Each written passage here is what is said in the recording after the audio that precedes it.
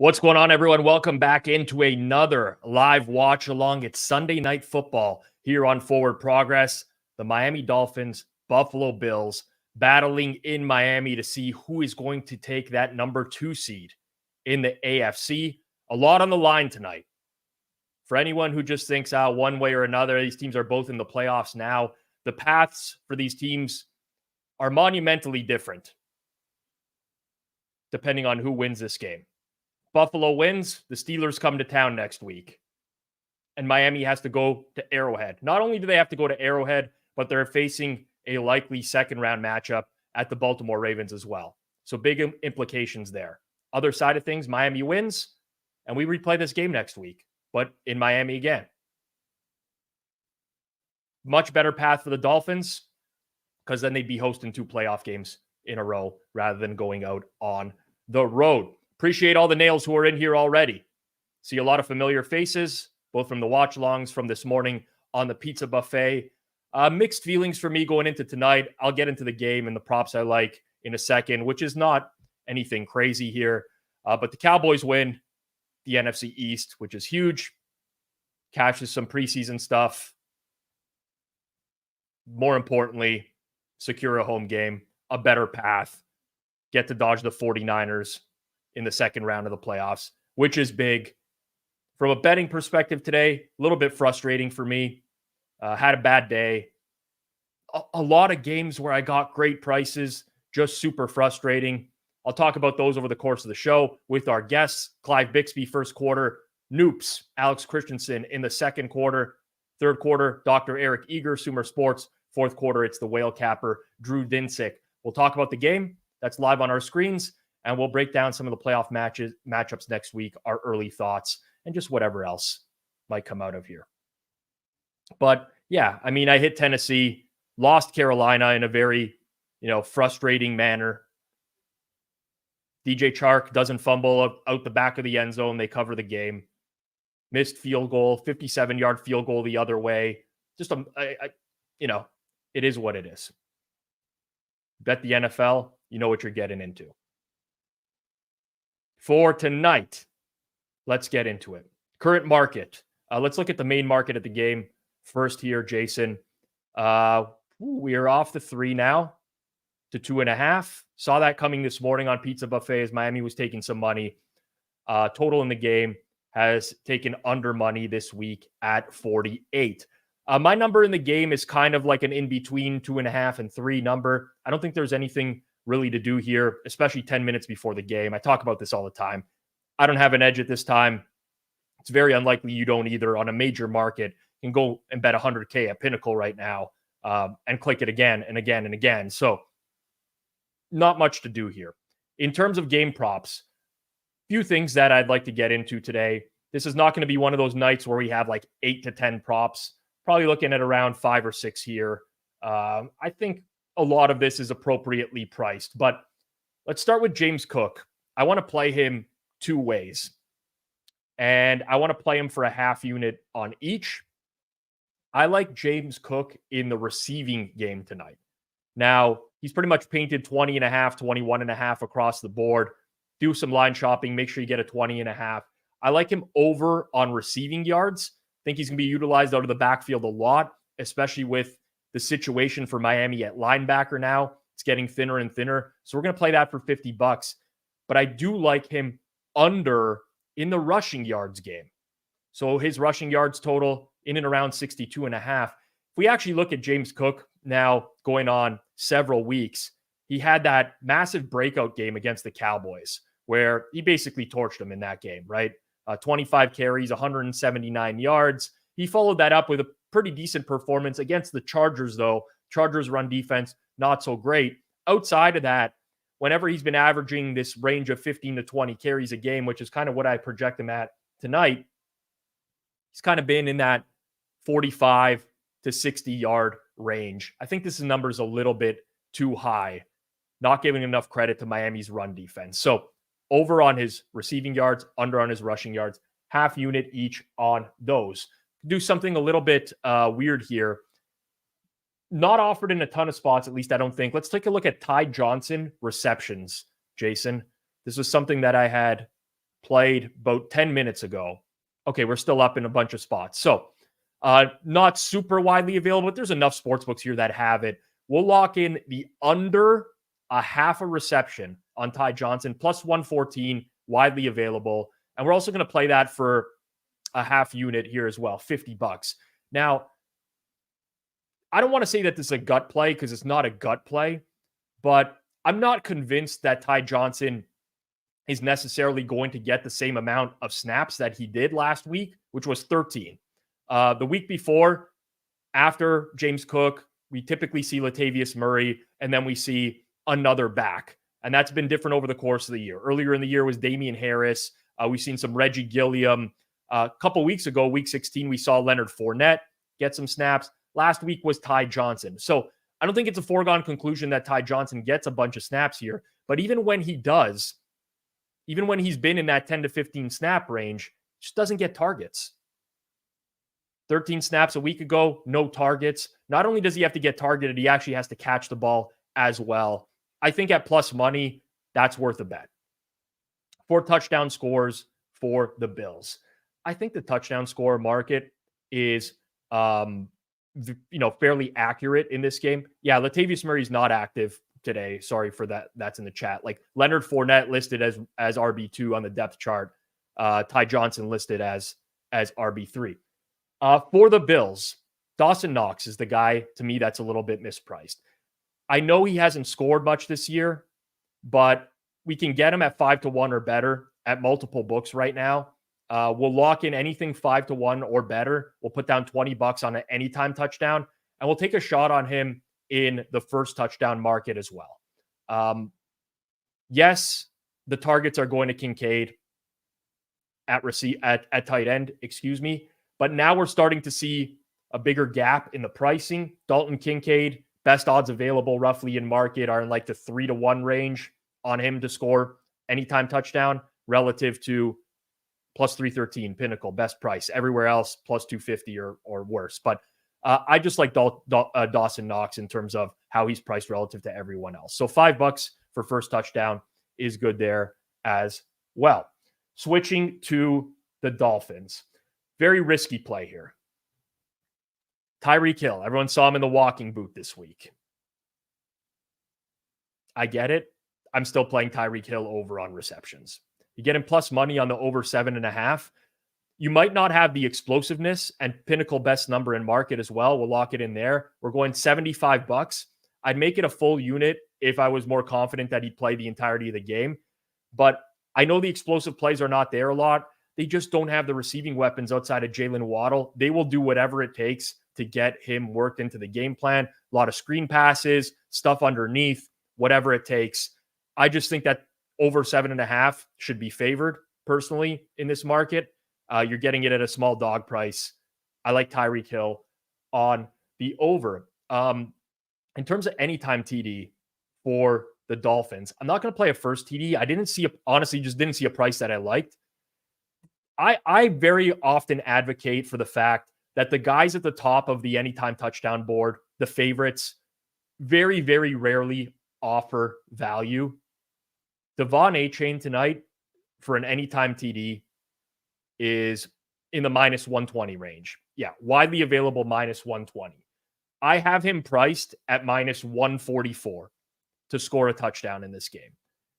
That's my own numbers. I'm going to go small because you typically don't find value at the top of the board, but I'm doing it. I'm going against what I often preach. Everything is relative to the number. I actually think this is a valuable play when you consider the fact that Raheem Mostert and Jalen Waddle are both out tonight. I think that opens things up for Achane more in the passing game and the running game. So he's who I'm going to play anytime touchdown. And I'm not going first touchdown for the Dolphins today. I just didn't see a price out there that I liked. Nathan asks, any long shots? I will say, like, the closest I came to playing anyone was Braxton Berrios. And if we look at Braxton Berrios' market, I believe the best price I could find was plus 550 when I was looking earlier. Not first TD, anytime, really quickly, Jason. 650 now. Okay, it's a little bit closer to in range. It's not quite there. But if I had to play, it would be Braxton Berrios. Actually, you know what? Listen, now that I've said it, click that first TD button there, Jason. I have the FOMO of eternity right now. I'm going to bet Braxton Berrios really quickly at 40-1 for $5. Just to give us a rooting interest if Miami starts with the ball.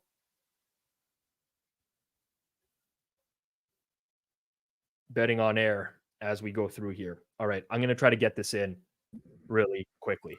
I'm gonna jump in here and just quickly ask: did you want 50 on the to win 50 for the A-Chain touchdown?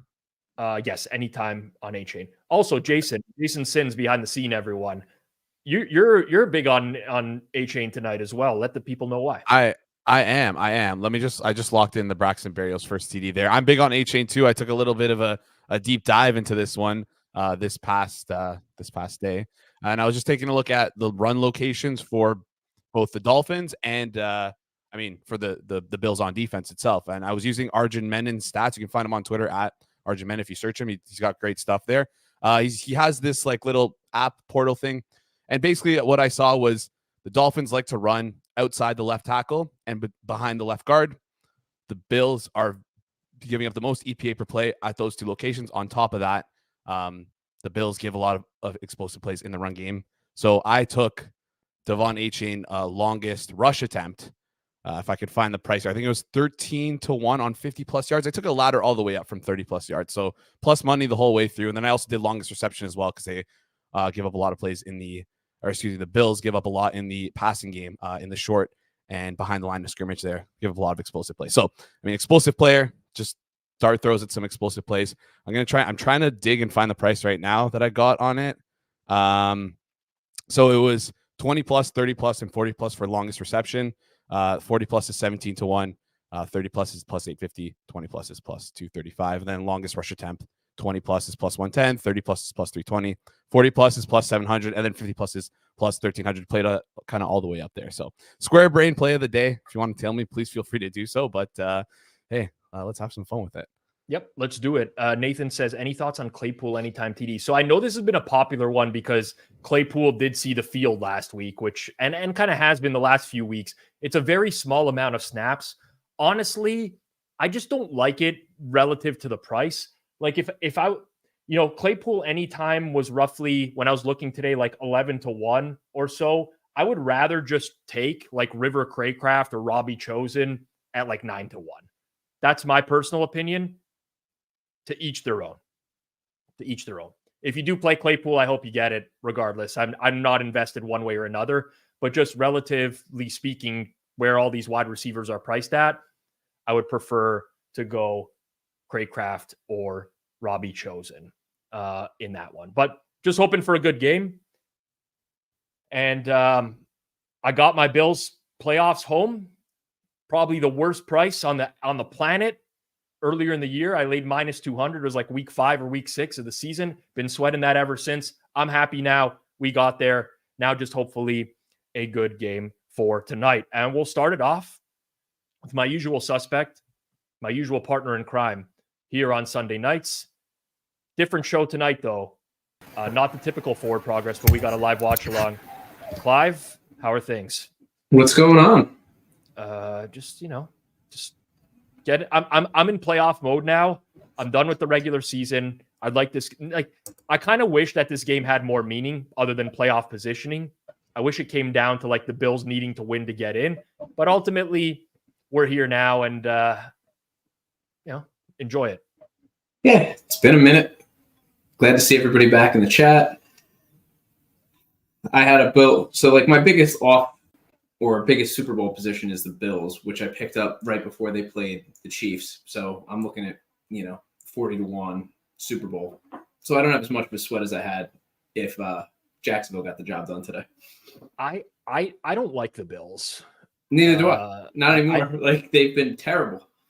Yeah, I don't know. Like there's just something that's really off about their offense. And maybe they can just like snap their fingers and turn it back on at some point. But they just don't have the downfield threat right now. And, I want to believe, but I don't believe in them yet. I really don't. I'm not there. No, I sold a very little piece of what I had, just because now I think the number in the market's too high. At plus 750, plus 800, I actually think that's really a terrible price. I'd probably have it more like 11 to 1, 12 to 1, somewhere in that range. Yeah, I'm just thinking like, all right, the Bills, let's say the Bills win tonight. It's going to be Steelers going to the Bills. Like, do I want to bet Mason Rudolph on the road at Buffalo? No TJ Watt in the lineup. Like, I just don't want to bet either of those teams, basically. It will depend on the price, obviously, but it creates a situation where, like, I don't feel like I'm going to have a valuable bet. And the same with Dolphins at Chiefs. I don't know. If the Dolphins win, I think I'm more likely to be able to find a valuable bet next week, because the Dolphins win, the line's going to adjust. People are going to naturally take Buffalo because they're like, line was closed, Buffalo -2.5. And now all of a sudden it's a pick 'em because Miami won last week. Miami has a chance to get Jalen Waddle back. They have the Xavier Howard could be back in that game. I don't like Buffalo. I want to wait to play against Buffalo. We'll see. We'll see what happens in this game. I mean, I even think if Buffalo wins this game, I don't know what they're going to make, the Steeler line. But, I mean, there might be value there, like, pretty immediately. I don't know that I trust the Bills to beat anybody by margin. Depends on Watt and his health, but, Yeah, I think, like, the market consensus price would have been, like, somewhere in the, like, less than 10, more than 7 rate, like 8.5, 9. But I could see double-digit spread now with Watt out. I really could. And if the Bills win today, they're going to get upgraded as well. So that's what I mean. Like, it's just I don't necessarily trust them to beat anybody by margin with the way that their offense or their defense is playing. They've escaped some of their games more recently than not. Do we have a penalty already? Yeah, it's going to be like illegal man downfield. Yeah, could tell right away. That was quick. That was quick. I'll count down the play clock as I see it. It seems like we're pretty close. One way or another, but just so that the people who are watching live know what's going on as well. As soon as I see a play clock, I'll count it down. Yeah, I got replay going right now. Same. They took a downfield shot. Go ahead, Jason. I was just going to jump in here while we wait for the play clock and just say that a tie could be very fun for Miami. It's probably their best case scenario here. So just wanted to throw that out early on in the stream in case it comes back into play later on. So when I do the scenario generators, I remove the ties. Like, I don't even, ties not an option for me. That was a cool play. Yeah. I don't know if you watched the end of Red Zone. They showed a play where Tua did a no-look shovel as one of their top 5 plays of 2023. Yeah, I didn't I know they were promoting the top 5 play. Oh, our team went through thousands of plays. It's like, okay, yeah. I mean, like, yeah. It's not that hard. Yeah, it's not too difficult. Not too difficult. They settled on the number one was I just caught it like out of the corner of my eye, was the punt return, the Ravens punt return against the Rams. Yeah. To win the game in OT. Not sure about that as the number one, if I'm being honest. I mean, cool play and all, but Yeah. All right. So play clock is at 33, 32, 31, and we're going to replay again. This Sunday Night Football really working in the replays hard tonight. Hard. Yeah, you might be actually a little bit behind me. So right now I got the play clock at 14. Okay. Yeah, I'm a couple seconds behind you. All right. 10, 9, 8, 7. So it'll be interesting what happens here. Second, that looked like a false start. I don't know how they didn't blow that dead on the left tackle. But you know what? We'll get the Tyreek Hill catch. Got to get him over 7.5 somehow. Yeah. Even if it takes a false start to do so. What an egg Jacksonville laid today. I mean, I'm not upset about it, but wow. What a terrible job. They're just not very good. They're just not very good is what it comes down to. So I know a couple of our guys from Forward Progress were posting things about D'Amico Ryans and his coaching decisions last night. I mean, what an overrated. Oh, that's classic Tua. well, you know what? We'll take an arm punt. That's fine. Yeah. That's fine. But yeah, like into double coverage. I mean, Buffalo's defense has gotten a lot better, man. A lot better. And the Miami just does not have the downfield explosive plays that they had a few weeks ago. Targeting Tyreek heavily, though. Wow. Yeah. So what do you have for anytime touchdown on the Bills? What do you have? You have Knox? Is that what you were Dawson saying? Knox, yeah. Probably not a great bet. It's more of like I couldn't really find any great touchdown plays tonight, honestly. No, I threw a little sprinkle on Khalil Shakir, but other than that, didn't really do much else. Yeah. The people are really craving opinions on the games next week that are up. Okay. So really quickly, again, this is going to be like similar to our traditional reaction on a Sunday night. But Browns and Texans is like Cleveland's small favorite on the road at -2. Subjectively, I don't really see, where we at right here. 2.5 -104, 47.5. Oh, sorry, not 47.5. What is that? I'm blind. 43.5. Yeah. 42. I don't know. I need some new glasses, man. The lenses are already as thick as humanly possible, and they're still not thick enough. 42.5 juiced over.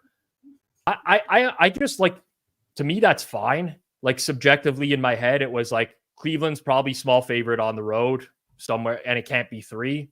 I have to break it down a little bit more. I particularly would want to look at how CJ Stroud fares against man coverage because Cleveland plays so much man. And we're also going to have the angle that a lot of people are going to talk about with the rookie quarterbacks making their first career playoff start, which has historically been a good fade spot. Yeah, it looks like Milf Hunter said he's already got some under 44.5. I feel like if that opened that high, that definitely would be on the high side. I like that play. At 42.5 seems a little bit more reasonable and where it should be.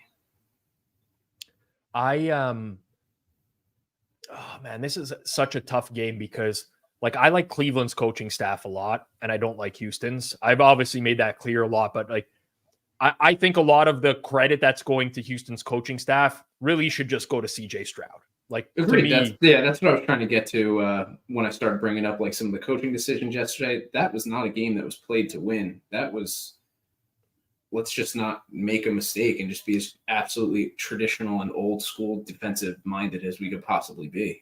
I didn't like it at all. Yeah. To me, there's nothing that really seems like off about that number. Buffalo coming out throwing here, Diggs over the middle of the field. Eagles Bucks is a very interesting one for me. What's that number right now? I believe we got a 3 in that game in the early going here. Yeah. 3 total 45. Because the Eagles lose AJ Brown today. Yep. They went in without Devontae Smith. They went in without Darius Slay, who's expected to play next week. But Eagles to me are just I mean, it's not today. It's not a result of today's game. Like they're just a broken team for me. It's been this way for me for like 6 to 8 weeks now, but I also don't think the Bucks are very good.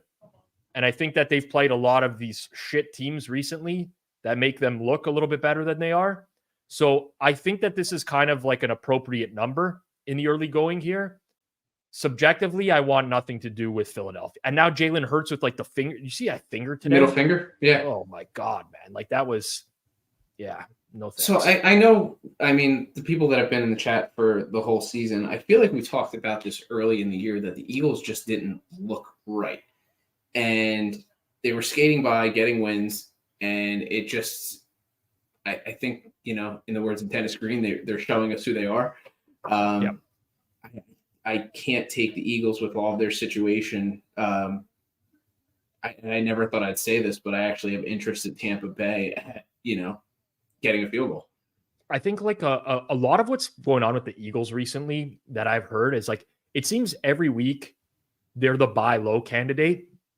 This is just my perception. And some people who are watching now or in the chat or whatever, I just hear the argument every week, like, oh, this spread was this on the look ahead, and now it's this because the Eagles didn't look very good.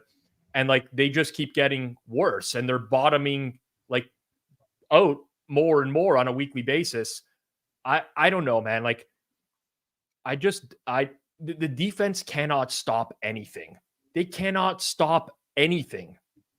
So like maybe a Tampa team total over is potentially even worth a look in that game. And again, never thought something I would say, but you're right. They can't stop anybody. And I don't know if they're going to be able to get off the field on third downs. It's going to be ugly. But the thing is with the Tampa overs is Tampa's dying to play close games, right? Like Sure. Tampa is dying to just run the ball. They have a beat up quarterback. That's what they're. Yeah, he was limping around today. The biggest play I've seen out of the Bills in ages here down the field. What was that, like 30 yards? Kincaid. Yeah. Yeah, like Tampa's just dying to make the games close. And that's the issue. I don't know. I got to give this one more work, but typically speaking, my numbers do not like the Eagles. They haven't for a long time. I've been betting against the Eagles a lot. I wouldn't be surprised if I end up betting against the Eagles again this week. What was the total in the game?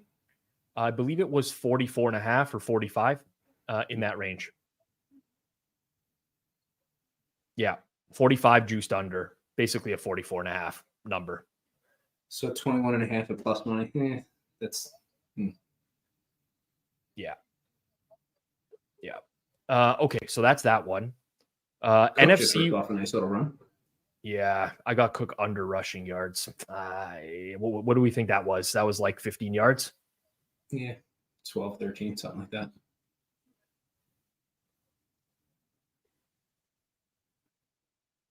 I need him in the passing game. I need Cook dump offs.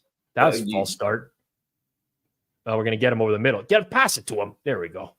Yeah. Yeah. Was that not a false start as well? Like on both tackles?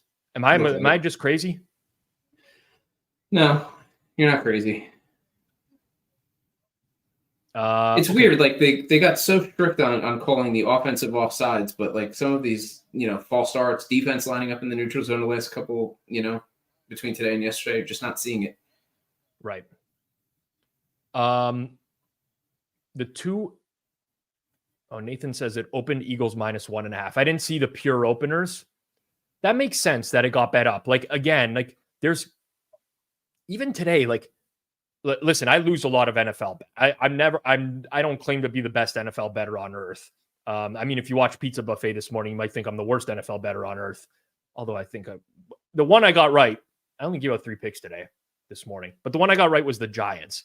For the life of me, I could not understand that the Giants line.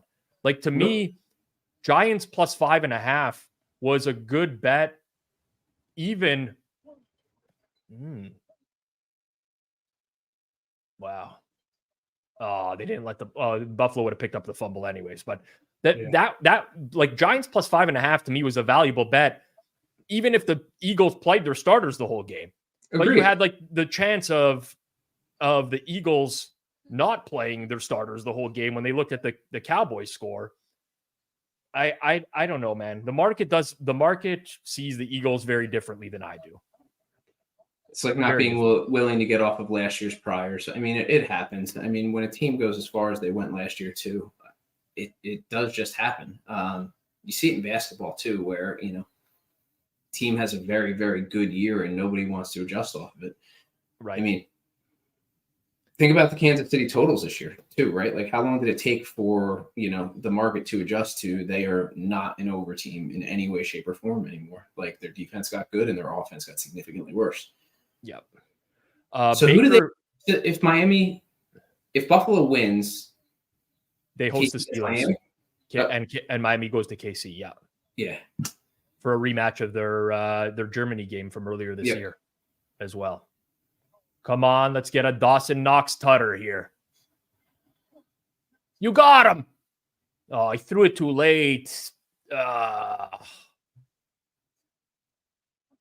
Sportsbooks should lay odds of if DBs ever don't celebrate an incomplete pass, regardless of if it's a good pass, like every single pass. The ones that they celebrate too that are clear. I'm not saying this one was pass interference. I haven't seen the replay, but the ones that they He was celebrate all that are over clear- him. All over him.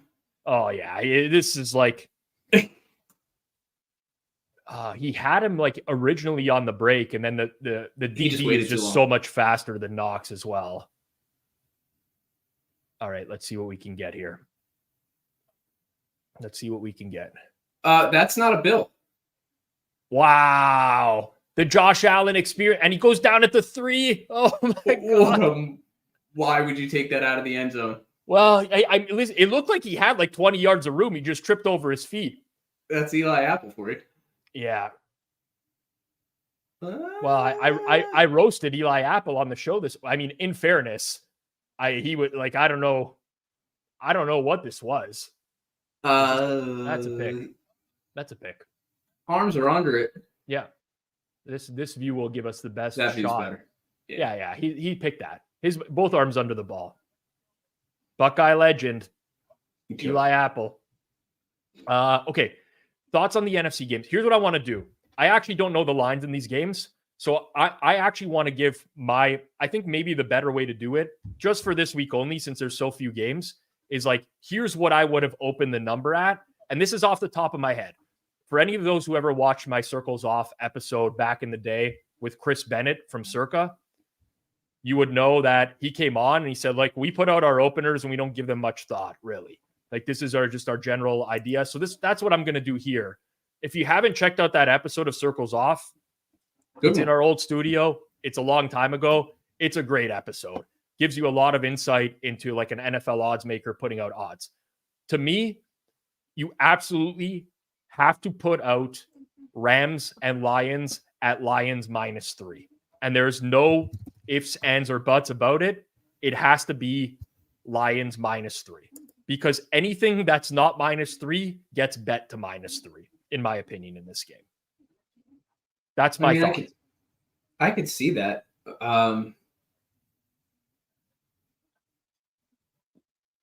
You like total... to me, the Rams are marginally worse than the Lions on a neutral. I think that they might get some market support. I think people are looking for like the Stafford revenge game in Detroit. And honestly, this total has to be through the roof as well. Like, there's no one betting the under in this game. It's a 50s total. Yeah, I was going to say, like, what's the number that you'd be willing to bet where you'd start thinking about an under? And it's probably 51.5, something like that. Yeah. Like, the Lions didn't even get the luxury of a bye week this week because they played all their starters, and Sam Laporta got hurt and Khalif Raymond got hurt. Like, I don't, so about how stupid this is. Like, I mean, yeah. Campbell, like, I get it, right? Like, you want your guys to be ready, you want them to be playing, you want them to be sharp, but I mean, the risk of injury is just way too high. Yeah. Like, if you want to play him a quarter, play him a quarter. I wouldn't even do that personally, but the whole fucking game? The whole game? Sometimes you got to use your brain. Here's the thing with Dan Campbell, right? I like his aggression, but he's aggressive to a fault. Right? It's the same with the fourth down decision making, right? It's like a lot of times you'll be watching Lions games and the commentators are like, well, the analytics says that they should go. It's like, no, the analytics does not say to go for every fourth down. Dan Campbell just goes for all these fourth downs, right? Like, it's not strategic anymore, right? Like, it's just going. Like, it's like, I believe in my team. We're going to do it. And it's like this man type of attitude, right? It's the same with we're men. We're going to play the season together as a whole. Like, they had a 3.5% chance to get the 2 seed today, right? 3.5. Yeah. At some point, he barely got out of the end zone there. At some point, you just you can't do that, and it's reckless in my opinion. But yeah, I think anything above 3 would be very, appealing for the Rams side in this game, honestly. Mickey Hill, is that right? 51.5. Is that true? Like, yeah, let's pull it up, Jason. Let's pull up the Pinnacle line for Lions and Rams for this week, just so that we can see what we got here. Oh, holy shit. Okay, 51.5. Yeah.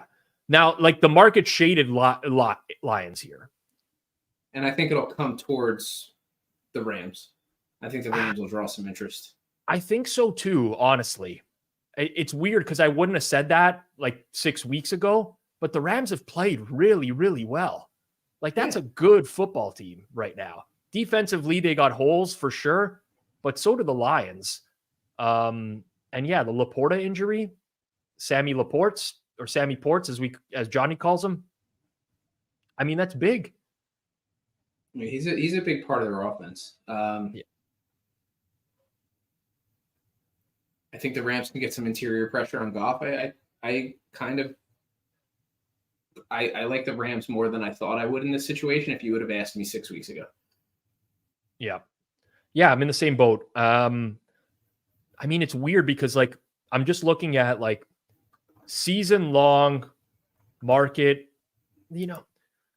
betting market probably has this in like the 3.5 range, 4, 3.5, 4, if we're averaging out like all the season numbers. But I do think that recently the Rams have been really solid. All right, there we go. I mean, this is the exact type of script for the under right now. If the Dolphins can go on a longer drive. River Craycraft, baby. Craycraft. Okay, final game. And by the way, people, we can do this all show. We have 4 different guests. I'll get everyone's opinions on the games in the early going just to give you some thoughts. But it's the Cowboys and the Packers as the final game. Okay, so we have Cowboys 7.5 plus 110. So basically 7. I thought it was going to be 7 exactly. All right, so this is the totals. There you go. Tyreek, let's go. Total is 49. Okay, subjectively, Total was a little higher than I thought it would be. Yeah, see, this is what I was going to get at. I'm struggling to see. I think there's going to be points in this game, but that's not the number that I wanted to bet the over at. That's not the number that I wanted to bet the over at. Honestly, fine line to me. I'm scared to death as a Cowboys fan of playing the Packers, but Dallas has been very good at home this year. I mean, gun to my head, as of right now, if you force me to pick at this number, I'm probably taking Green Bay. But yeah, Milf Hunter says total's gotten bet up. Doesn't surprise me. There's a lot of like these revenge angles next week. You got the Mike McCarthy revenge game. You got Jared Goff against his old team. You got Matt Stafford against his old team. Yeah, so early money here for each other. I mean, how often do you get that in the playoffs? It's true. All the angles are there. This seems fine to me. I mean, I think the Packers are a solid team. They got some benefit. They played very well today, by the way. Don't get me wrong. But like, what the hell? That hit on Fields. How is that not called rough? The one where Fields' head bounced off the ground while he was sliding, and he clearly got concussed, and they let him play. How did they get back in the game? Like, yeah, how did he get back in the game? I don't know, but like, I don't know how that wasn't a penalty. Either way, Green Bay played very well today, and they have been for weeks now. I have a lot of concerns about the Packers defense. Stephon Gilmore left for the Cowboys, but apparently he just like his shoulder popped out and he just popped it in, and they told him like, you're not going back in the game type of thing. Another McCarthy special right there, leaving the starters in. But what are you going to do? What are you going to do? Do we think Green Bay gets Watson back next week? Honestly, I think so. He's close. He's been out a while now with that hamstring injury. He's been practicing with the team for several weeks now. I think it's very possible. I'm just looking to see if they lost anyone of note today. I think Romeo Doubs got injured today. He did. Maybe someone in the chat can remember. I was watching a million. There were 7 4:00 games. It was tough to follow. But yeah, I'm a little scared. Like, as a Cowboys fan, I'm a little scared. I think Green Bay can give Dallas a game, similar to the way Seattle went into Dallas on that Thursday night football game and gave them a game. I'd be very interested to look at like some red zone numbers and try and get an idea of what I think Green Bay will do, because I think they'll move the ball. I'm curious of what's going to happen when you got Micah Parsons putting pressure on Love a little bit more. I don't know. I could see some mistakes there. Yeah. Would you not be more scared if it was the Rams? I think kind of like equally scared. I like the Rams more than Green Bay. Maybe by like, I don't know. I don't do the traditional power ratings like everyone else does, the 1.5, the regular power ratings, but I have them like 1.5 points better. Offense this year. Is this full season, Jason? Yeah, we got it the full weeks. So Green Bay ended up finishing 6th in EPA per play. Where did I have Green Bay? Let me just pull this up really quickly. I'm interested to see in terms of my season long efficiency adjusted for schedule. So when I adjust for schedule for EPA, I still have them 6th. I have their success rate 10th. The Rams I had 12th and 9th. Pretty similar offenses. Green Bay's defense though is like it's a cluster. Like they have bad secondary outside of Jair Alexander. 388 is asking, do we have any plans of playoff watch-alongs? Yes, so we do. Super wildcard weekend next week. Saturday night, Sunday night, Monday night. Very easy to remember. The primetime games, we'll see what the schedule is when it comes out. But Saturday night, Sunday night, Monday night, live watch-alongs right here on Forward Progress. If you're not subbed, make sure you're subbed to the channel. And while you're at it, make sure you smash that like button down below as well. But yes, we will be doing those as well. You can also look out on our Twitter account at the Hammer HQ for some other games as well that are not the primetime games. We might be doing some streams over on the Hammer HQ for the non-primetime games. So that's to be determined. We will announce all of that on Twitter as well. We got a couple people asking if the Bears should move on from Fields. I think that they should, personally.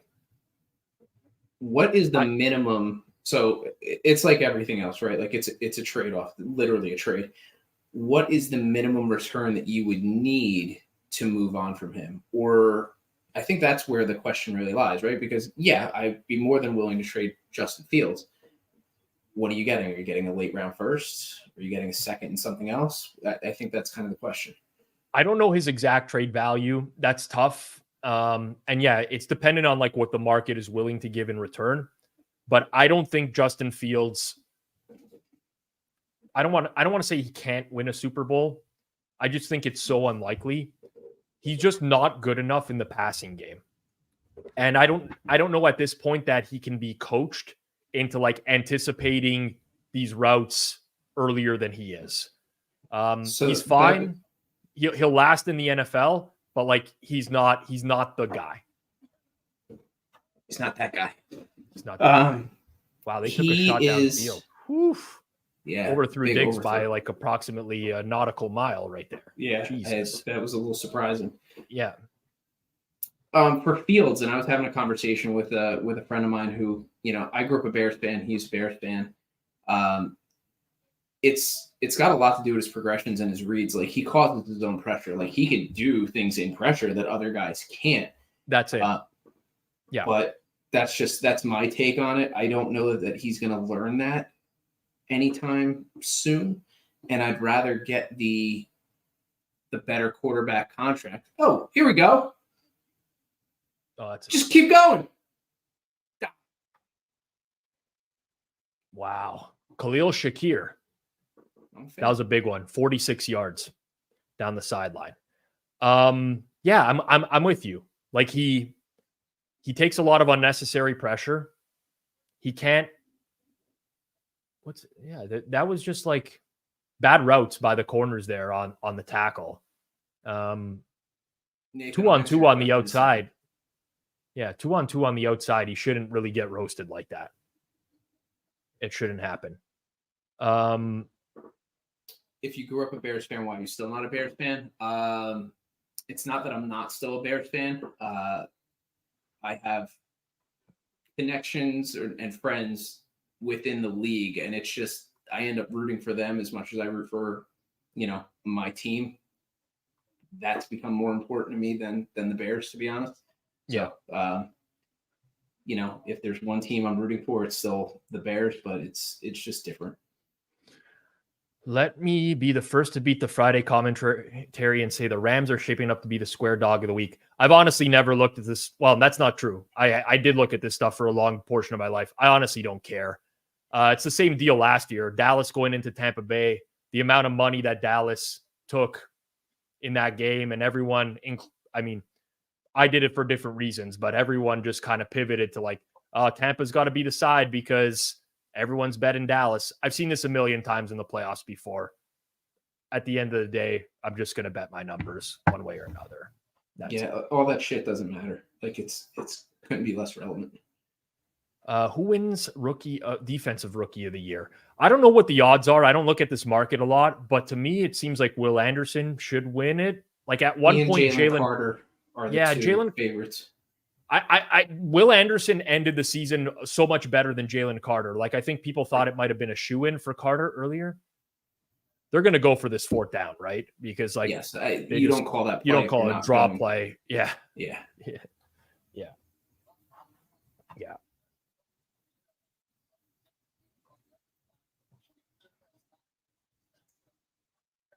Good tackle.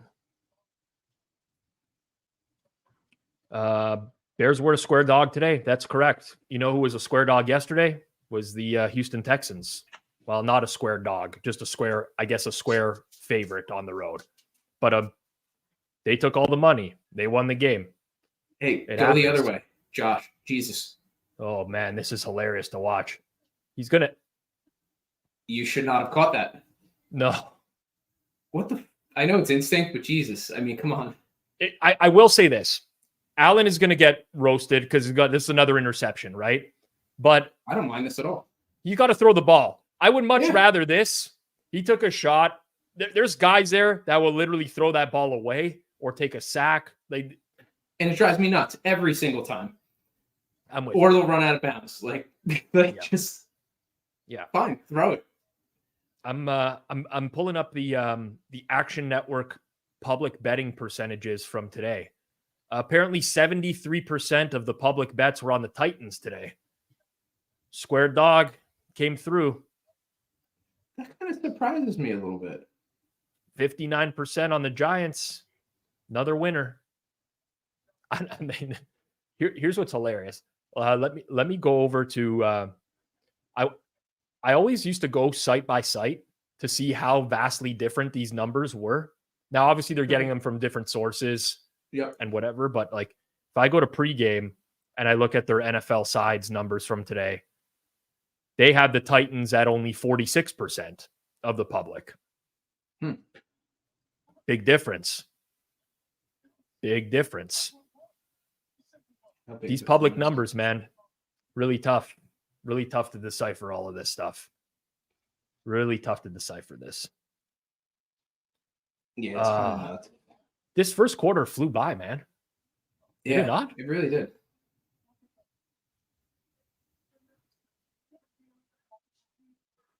What else we got? Gabe tripped himself. Yeah, that's fair. Yeah. Yeah, I mean, I don't mind that throw in the end zone. I mean, I wish he would have looked somewhere else first, but what are you going to do? What are you going to do? What are you going to do? If the Bills win this game, what do they open up in Pittsburgh, do you think? Home to Pittsburgh. So if the Bills win this game, well, it's looking ugly for them right now. So like the manner in which they win the game kind of matters, as dumb as it is to say. But like you have the TJ Watt injury. Yep. I don't know if Minkah Fitzpatrick is back yet, but it's definitely at least like 8.5, 9, something like that, right? Yeah, I would have thought it would open at 8.5, maybe 8. It's over 7. It's between 7 and 10. And everyone teases the Bills. And then the Steelers win outright because Mike Tomlin, did the voodoo stuff over the course of the week, right? I actually I had a bad feeling for Pittsburgh for a while, but then it's Tomlin magic. It is every week. It just seems like Tomlin magic, similar to Vrabel magic. Yeah. I had a guy in my DMs today that was really, really advocating for Tomlin Coach of the Year. He's like, I'm going to bet 70-1. And I thought to myself, like, why don't just like I'll book this bet if you want to bet 7. I honestly think Tomlin has almost no chance. But then I remember the year Vrabel won, and Vrabel was like late in the year, even after the final week of the season, he was like 7-1, 8-1, and he just started picking up steam. I don't know what these national media guys are going to do in terms of the way that they're going to vote, but it does really seem to me like DeMeco Ryans won the Coach of the Year last night.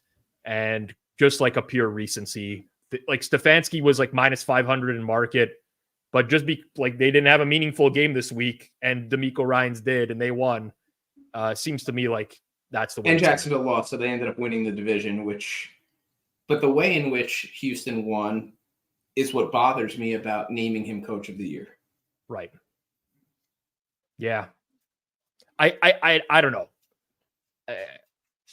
I don't think DeMeco Ryans. I know what the preseason expectations were. I know where we're at now. To me, he plays to not lose with a very good quarterback, and that really bothers me. Yes. Like, this isn't Trent Dilfer that you're playing with. You have CJ Stroud, who's put up probably the best rookie season of a quarterback in the history of the league. And you have offensive weapons. And you were having success yesterday throwing the ball. Yet you continue to run for a shit success rate. Yep. On early downs. We'll watch this third down here, and then I'll send you on your way. You can bet those openers if you want to. We've got the first down over the middle for Braxton Berrios. All right, Clive. Appreciate it, man. Yeah. Good talking. See y'all. Have fun. Good luck.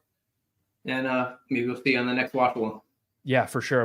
We'll have Clive on again over the course of the playoffs here, as we got a ton of watch alongs coming up. Peace out, Clive. Appreciate it. Yeah. All right, Clive Bixby, everyone. From one great guy to another. You've seen him here before. You've probably seen him everywhere in gambling Twitter. Some stuff with BetUS, NBA, Noops. How are things? It's a beautiful day in the neighborhood, and I did come on for the end of your conversation about some of those bet splits, and maybe you mentioned this, but I think the only take that I have at this point is the fine folks at MGM have put bet slip and bet money data underneath every single game. And for anybody that thinks that information is valuable, I would ask you one question. If it was, would they be waving in your face like that? Big time. I mean, that's the easiest argument to make, right? Is if this had value for you beating the books, why would the sports books be openly offering it? Someone could explain that to me, then that would be a starting point. But on top of it, I mean, I've got into this a million times before. Just people don't know what numbers the bets were placed at. There's a lot that goes into it. So I know, Noops, that this chat lets me know all the time what you're on for first touchdown bets, but they didn't let me know today. And we don't have a first touchdown yet. So we both have sweats going on in the game. What do you got going on for first touchdown in this game? Well, I was pretty disappointed at Josh Allen. I think he could have avoided that interception if he either threw a good pass to Dawson Knox or threw it to Kincaid, who was wide open in the back left corner of the end zone. And I maybe feel that way because I do have both Bills tight ends tonight. I grabbed Cedric Wilson from the Dolphins, Berrios, loving the volume that he's getting, and then Durham Smythe. Somebody who gets a little work for the Dolphins, comes in for I guess he's on the field for most of it, but they really only use him in the red zone. He's one of my favorite guys. When you look between the 20s, he doesn't get the ball, but they've got some packages for him. So we'll see what he can do. But I don't know. This is what have you thought of the game so far? I thought it'd be messy, but not this messy. Yeah. I have a little bit of under in this game. I'm really liking the pace and how things are going and the turnovers. Great understart. Yeah, especially like with the field position, right? Where these teams are starting with the ball. Loved Eli Apple taking the ball out of the end zone to the 3-yard line instead of starting at the 20. Like stuff like that is amazing. I don't want to say like I expected what's happening here, but this feels more like a Bills game. I think let me rephrase. Let me try to think and put my words together in a proper manner here. I think the Bills, what people think of the Bills is very different than what they actually are. They think of the Bills that we've seen over the past 2 or 3 years that were airing it out downfield to Stephon Diggs in years past. Like, to me, it's a completely different team now. I know they took the downfield shot to Diggs that Allen overthrew, but it's not the explosive offense. They're trying really hard to not have Josh Allen turn the ball over. That's been the thing ever since they got rid of Ken Dorsey.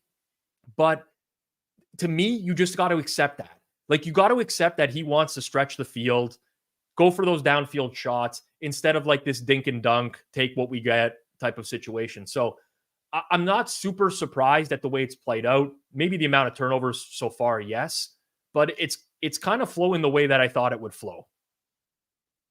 No, that makes a lot of sense. And I do. I think you're right. The perception of what the Bills are is what people remember from last season. And I agree with that too, in terms of I think you need to let Allen be Allen. It's something from a quarterback perspective. And maybe this is a system success thing, but I've never seen a quarterback play well not playing the way they want to play football. Every time they kind of get asked to do something they don't want to do, things get a little weird. They get hesitant. And I've got to wonder, like, simply just looking at a guy saying, can you try not to throw interceptions? Like, what does that do? How does that change the way that you're looking at the game? And I guess the last thing I'll say is, and I haven't gone through and done this on myself, but from what I remember, most of his interceptions were kind of good punts. Like, he threw a couple in the, that were bad today. I mean, that was a pretty bad interception. I think that him and Davis didn't really know what was going on in that second route. So that kind of stuff. But I do wonder, if you go look at it, how many of those are quote unquote bad interceptions? To me, it's like a lot of the blame is going to be placed on him, but they drafted Dalton Kincaid, been a nice addition to the offense, but they just don't have the weapons that you're kind of accustomed to. Like, Gabe Davis is clearly like a shell of his former self, right? They don't have the vertical stretch the field type of guy anymore. They started the season with a lot of those two tight end sets. They got away from it a little bit when Dawson Knox got hurt, trying to get back. It just feels, and always has been for me this entire year, it's felt disjointed with the Bills. And I'm not buying them. I've never been buying them at any point, really, in the latter half of the year when people were betting the Josh Allen MVP and Bill Super Bowl futures and whatever. And here we go. And we got HN in the end zone. Tackle him. Somebody tackle him. Damn it. Chalk. I got him. Ooh. I know. I actually had two of the same first TDs as you in Dawson Knox and Paxton Berrios. But I do have HN anytime TD, which I almost – what are your thoughts? I almost never play the top of the board for anytime TDs. Like, you almost never find value there. To me, though, with Mostert and Waddle out and like the lack of other weapons they had, I thought like the minus 115, minus 120. I mean, it's easy to say in hindsight now that it's in the end zone, but it's like the first time in a long time that I've played the top of the board as an anytime touchdown scorer. It did feel like a good game for that. I think it speaks to, I think you did a good job of handicapping what Miami wants to do. They really have liked running the ball. I think, again, it's one of those teams where everyone's like, it's Hill, it's Waddle, but they want to run the ball. They like, I'm trying to remember how many games that they have this year where both two running backs had multiple touchdowns. I think there was at least two, if not three. So this is one where I kind of looked at it. Yeah, in general, I kind of just skipped those first few names. I think if you wanted to Shane, it was 5-1, maybe 6-1 if you got the best of the number there. And just, over a long stretch, you're not going to win at that number. I mean, you go back and look, he has not been a profitable player. Sometimes you do have guys like McCaffrey. He's kind of the exception to the rule, but that's what people remember. So I guess the only thought I had was, and maybe it's because we've seen touchdowns that were longer. Generally in these games, I find you see a little more creativity in play calling. They finally sort of open the playbook, if you will. So I was surprised again to see so much talk, but was that a 25, 30-yard run? It's hard to predict that. What was it? Nico Collins, a 75-yard pass to start the game. So, it's already a crazy high variance outlier bet to begin with, but it does feel like the chalk was kind of lucky. Yeah. Yeah, no, I get what you're saying. Totally. I mean, I see it I played a couple bets in this game that I almost would never play, right? The HN anytime. And I play Tyreek Hill over on receptions at 7.5 plus money. And I typically just avoid the top of the board. I mean, I would argue that in a lot of cases, if you just blindly bet the number one receivers under on receptions and receiving yards over the course of the year, I'd be interested to run this in the offseason. But I think you'd make money just doing that if you did that with every single number one receiver. Because typically speaking, I mean, I'm almost rarely showing value on the over, but yeah, I mean, it's all dependent on who's playing and who's not. What's really interesting to me, Noops, about this game is that if Miami wins this game, they're playing again next week. And I would love to see what that number ends up opening up at and what the arguments are for both teams. Because you'd have to give some credit to Miami for this win. There's the likelihood that they could get Jalen Waddle back or Xavier Howard back next week. And that would play into the number as well. And then it's like trying to figure out whether the adjustment is warranted, whether it's not. I think that would make, like, a rematch would make for a very interesting game next week. I like those games. It's one of those things. I love the divisional playoff rematches. I think we had one last year. We've been lucky enough to have one, I think, the last couple of years. But yeah, I think the big thing there is, like you said, what happens with the Miami injury report? Because, right, it's Howard, it's Waddle, but there's a handful of other guys, right? There's some secondary and tertiary pieces that, do they get some of those back? Do they get all of them back? I mean, if I'm Miami, the Howard piece is the big one for me. I mean, Waddle's nice. He makes the offense more dynamic, but I think you want Howard back. So I think that's a big piece. And I was a little behind today. What did they end up closing this one at? 2.5. So it did come off of the 3 and closed at Pinnacle 2.5 minus 115. Honestly, most of the board was painted 2.5 minus 115. Yeah. I mean, do you think it's going to be much different than that? I don't. Maybe a point or so again. And part of the problem is because it's 2.5. No one wants to move off 2.5 because then you're in the 3s and stuff like that. So I don't know why it would be much different. Well, the only thing for me is that I think if this game was played last week and we didn't watch Miami lose to Baltimore, get blown out with the injuries that they had, then I honestly don't. I mean, I think this game would have been a pick 'em or Miami a small favorite. I don't know what the look ahead line was actually in this game. I'd be very interested to see that. I'm just gonna pull that up really quickly. I'm just Buffalo, Miami. That's a good question. Miami look ahead was minus 1.5 in this game. Okay. So I can see a drastic shift depending on how this ultimately ends up. I think it's going to make for like a very interesting handicap. I think it's like narrative. I mean, playoffs generally is narrative season anyways, but I think it will be really interesting to see where this one reopens. I guess I forgot that the Bills actually closed as favorites. So you're right. I think you would see Miami open as small favorites. So like you said, how do they win this game? So it's 7-0 right now. If they win this game 35-14 by 2 touchdowns, say, then I think it definitely flips. Like we're looking at Miami probably -2, something in that range. But I think it does stay less than 3 because Buffalo just gets so much support and their rating has been pushed up so high at this point. So maybe that is kind of where it ends up, like Miami between -1.5 to -2.5, somewhere in there, depending on the injury report. Right. All right. 1st and 15. Getting the tight end targets now. Dalton Kincaid. Did you take a look at any of the other openers that came out for these playoff games? Yeah, I'm just pulling them up right now. Actually, I had them in front of me, and now I lost them. Give me 1 second. I'll pull those up. But it's one of those things. I bet so much less once we get to the playoffs. I feel like these numbers are so stinking sharp, and I think you're right. You got to kind of attack some of these openers. But yeah, give me just 1 second. I'm going to try to pull these up here. Yeah, it's I'm with you. Like this isn't the time of the year, in my opinion, where you're gonna find big edges. You know, we have pretty large data sample of the season, general idea of what these teams are. That's not to say that, you know, there are no edges to be had, but you're not going to see like some substantial line moves, in my opinion, on these 6 playoff games next week. So it's tough. I mean, I was with Clive in the first quarter. We were kind of just firing off what we thought the opening line should be, or I was saying, you know, here's what I would have put out as a line. Then we look at the line and they're just very similar. So immediately I don't see anything that is, you know, I would be rushing to get down on, basically. Yeah, just pulled them up. You know, Browns less than 2.5. That's actually kind of interesting, but again, like, so there's always something that hangs me up, right? And is Joe Flacco going to be able to continue to do what Joe Flacco has done? He had a week off, and I'm not too worried about, you know, rust there, but I do wonder from a Houston perspective, is this weirdly a letdown game? Again, all that effort going from the number 2 pick team to winning your division on the last day. rookie coach, rookie quarterback. I know that's something you're going to have Drew Dinsick on later, Whale Capper. I'm sure that's something he'll mention because that's a huge thing. So, again, you look at it, all that stuff kind of adds up to the Browns here. I guess the question is, who comes in and supports them? I think that, if you're a sharp better, I imagine, looking at the numbers, the change in rate, it seems like the Browns have gotten a lot of support.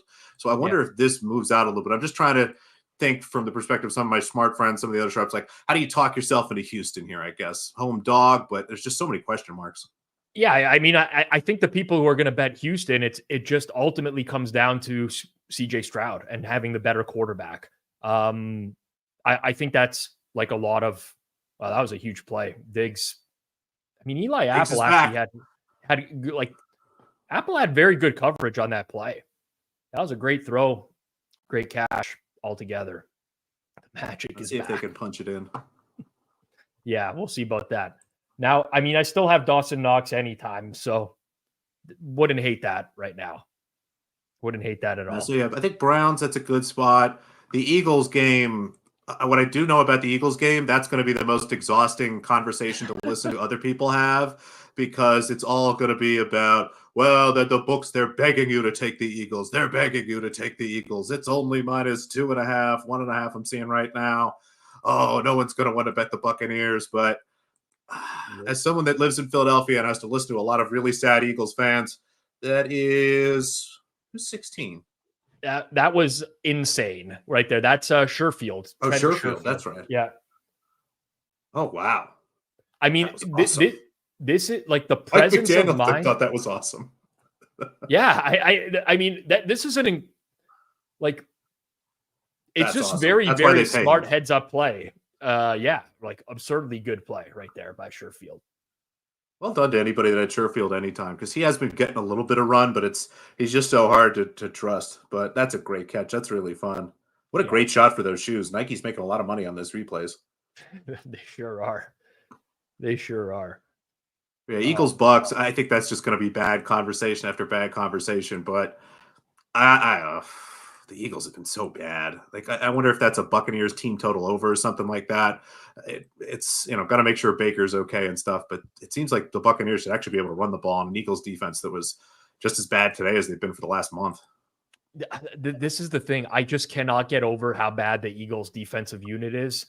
And I don't know that, like, I just don't see it changing over the course of the only thing that's standing in the Bucs' way is their style of play offensively, which seems to be very conservative until they don't have to be conservative, with Dave Canales as their OC. But yeah, I was, subjectively, I'm just thinking in my head, I really want to play against the Eagles. I'm just not sure this is the number that I want to play against the Eagles at. Right. And that's what I mean. We'll have to see what the total looks like. But that seems to be the angle. If as long as the Eagles are playing, I'm probably going to be looking to bet the other team to score a lot of points. That Rams-Lions number is very interesting. That is a fascinating number. I'm looking at 3.5 right now. I was kind of expecting that just to be 3. That's what I said as well. That's what that was. I said I would send that out at 3. Apparently, it got sent out at 4, and it's been bet down a little bit, which does not surprise me at all. Makes a lot of sense. Yeah, but actually, that's why it's at 3.5, because they sent out 4. They didn't send out 3. Yeah, but I do, and I would like to know if anybody knows Sean McVay. Does he have like a Goff sucks at this stuff notebook somewhere? Because that's one of those things that, again, it sounds kind of silly, but the more you kind of think about it, that's a thing. That's a real thing. Like, if anybody knows how to put Goff in positions he doesn't want to be in, it's the guy who, basically handheld him for the first 2, 3, 4 seasons, whatever long that was. That's the difference between the Stafford and Goff angle, is that Goff is going up against his old coach, whereas Stafford is not. And that I think makes a difference. Well, I mean, we get to bet our own money on whether or not we think this stuff makes a difference. I'm sure some people just tell me I'm an idiot and it doesn't matter. It's a different system and whatever. But I trust Stafford so much more than I trust Goff, like infinitely more. McVay does bother me with a lot of the in-game stuff, and that's where maybe the Lions can gain an edge because Campbell's a little bit more aggressive. But the Rams have been really good. really good lately. That's one. And again, I always like team totals. I feel like that's just a little simpler. Like, I wonder if a Lions team total under is the thing there. Like, if McVay, if you're playing that out right, McVay really knows what to do to slow down Goff, then I think that's the angle, because the Rams have been really good offensively. They should be great. Again, maybe the Lions can come up with some way to slow them down. But if the angle really is the advantage the Rams have is McVay knows what to do with Goff, then it's, a Lions team total under, something like that. And again, that's not a fun bet to make, but that generally means that actually might be a good bet to make. And so we'll see how that goes. We're 7-7 here. And then, 7 Cowboys -7 at the Packers.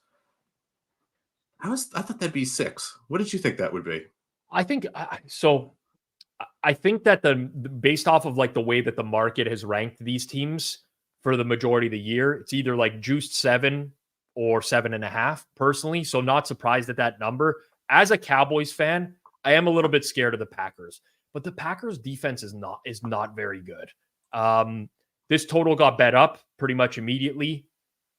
I think opened like 47.5, bet up to 49 pretty quickly. That doesn't surprise me because you got the Cowboys at home angle where they score pretty much on everyone. This is a bad defense. You got the possibility of Christian Watson back for the Packers as well at receiver, which would upgrade things. But I couldn't lay. I don't think I could lay it with the Cowboys here. So I don't know. It's just like another one of these games where my first reaction was like, yeah, I don't really know that I have a reaction, basically. And it's, it's the NFL. We've got 18 weeks of this stuff. They should be hanging good numbers. So that is kind of a fair reaction. I will say, I think I've already bet Packers second half. I don't know what number I got that on, but that's in. That's Packers second half. Almost any number. Oh, man.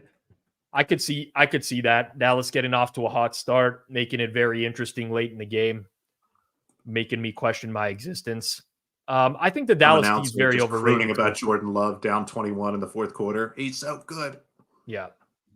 We are going to have the rookie QB angle talked about a lot next week as well. And Jordan Love making. I mean, it's not rookie QB, but like his first career playoff start scenario, which has not been kind to a lot of these quarterbacks over time. It's tough.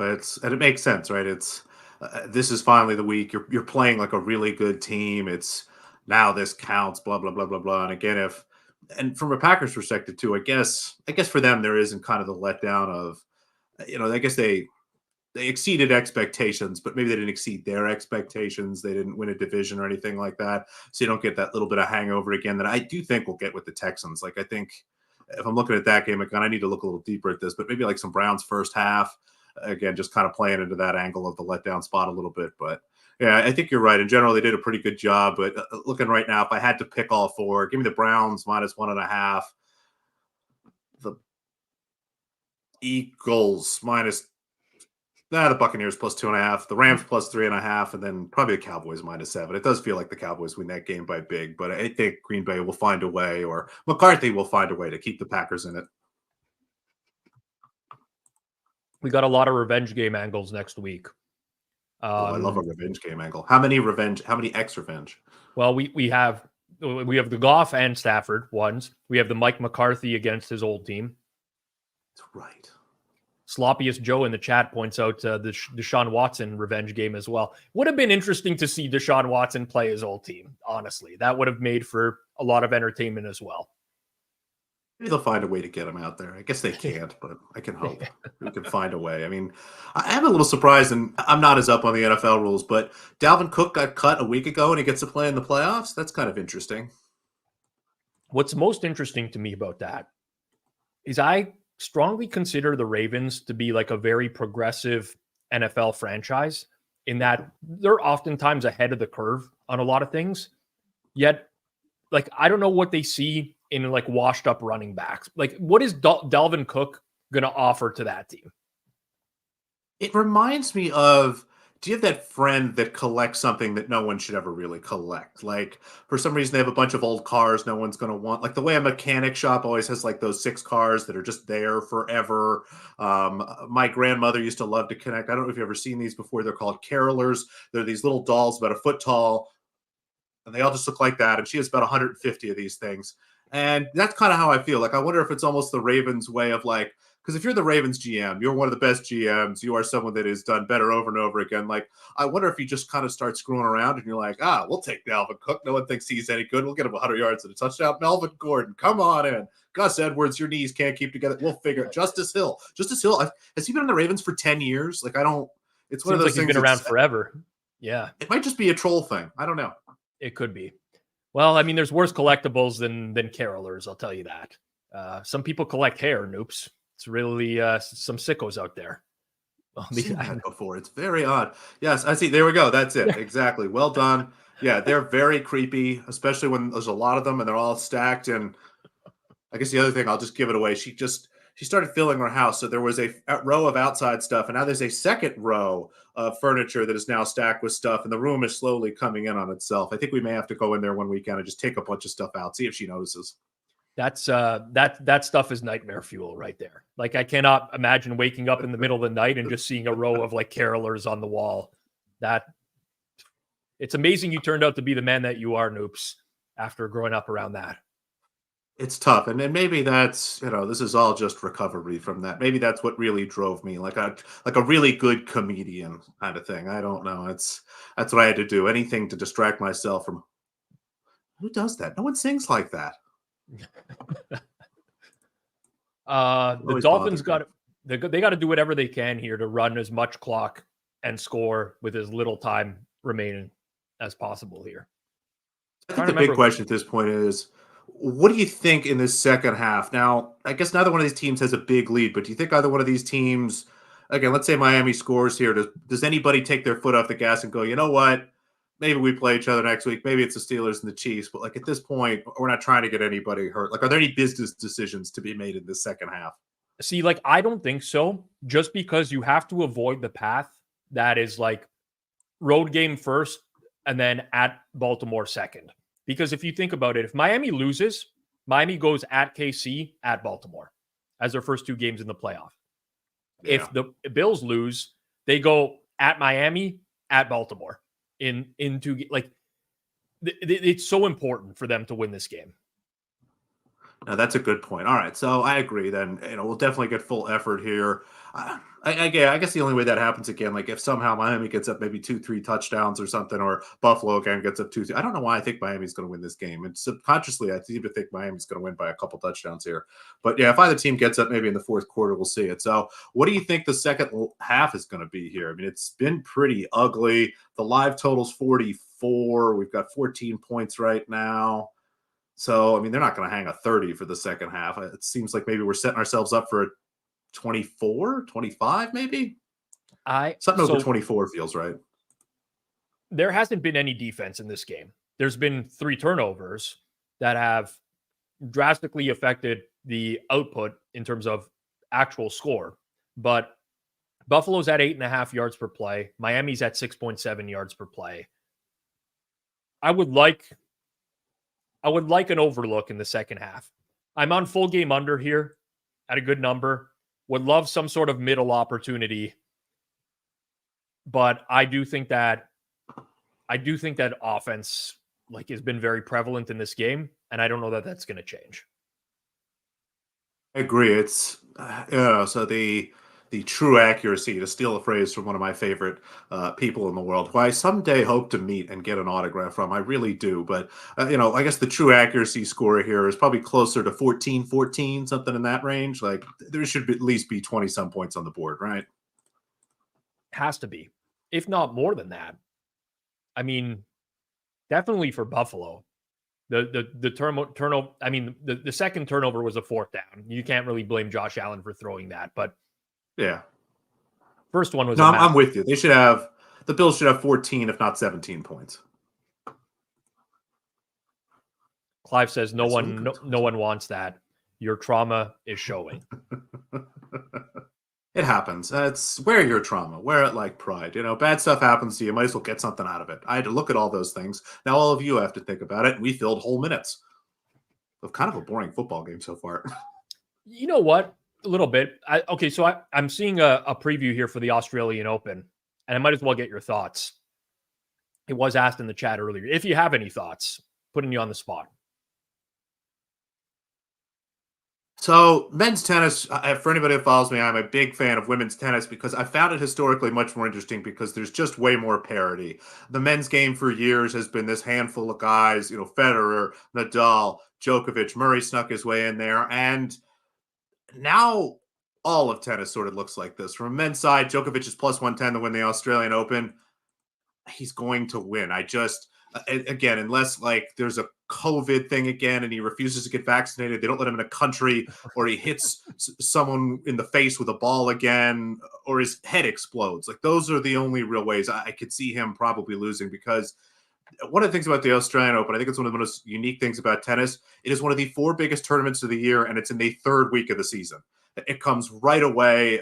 Novak knows how to prep for this. So from the men's perspective, I expect it to be Novak. I think there might be a little bit of value in maybe a guy like Alexander Zverev, who is still, if you can find him north of 30, he is someone that, and it's one of those bets, and I hate saying this, it's a great bet. You'll have a lot of equity. It's going to be a good number, and it's going to lose. But he is one of the only guys outside of kind of the top 2 or 3 that I think really have a chance of winning. And then on the women's side, the women's side used to be wide open. I used to constantly look for 20s, 30s, 40s, even higher numbers. But this year now we've been grouped up at the top. You have Iga Swiatek, Arina Sabalenka, Elena Rybakina, and Coco Gauff. And those 4 women are going to win pretty much every tournament they enter and care about. So as I look at that, Gauff and Rybakina, you can still find them at 8-1, 9-1. I think both of those are really good bets. So go ahead and scoop those up now. And again, as someone that generally doesn't bet single digits in women's tennis tournaments, it's a brand new age. Yeah, got to adapt to the times. Scott likes the super square Novak Iga parlay. Yeah, I would do like Novak, Ryba, Novak, Coco. Iga, for some reason, struggles down here. She played some great tennis in the United Cup beforehand, but if you go back and look, and one of the other unique things about tennis is you have to handicap what country they're in, because it's a time zone thing. It's a weather thing. One of the things anybody who's a big women's tennis fan knows is you don't bet on Petra Kvitova in Australia because she has really bad asthma and just can't play in that heat. At a certain point, gets to a certain match where she just can't even stand upright. So I think it's one of those things where I can't tell you there's value on Novak, because it's just hard for me to make that number anything less than what it is, but he's gonna win. Like he just is. So yeah, find some fun way to do that. I think that's not only is it a great way to maintain accounts doing futures parlays, it is a fun bet. Great point on maintaining the accounts as well.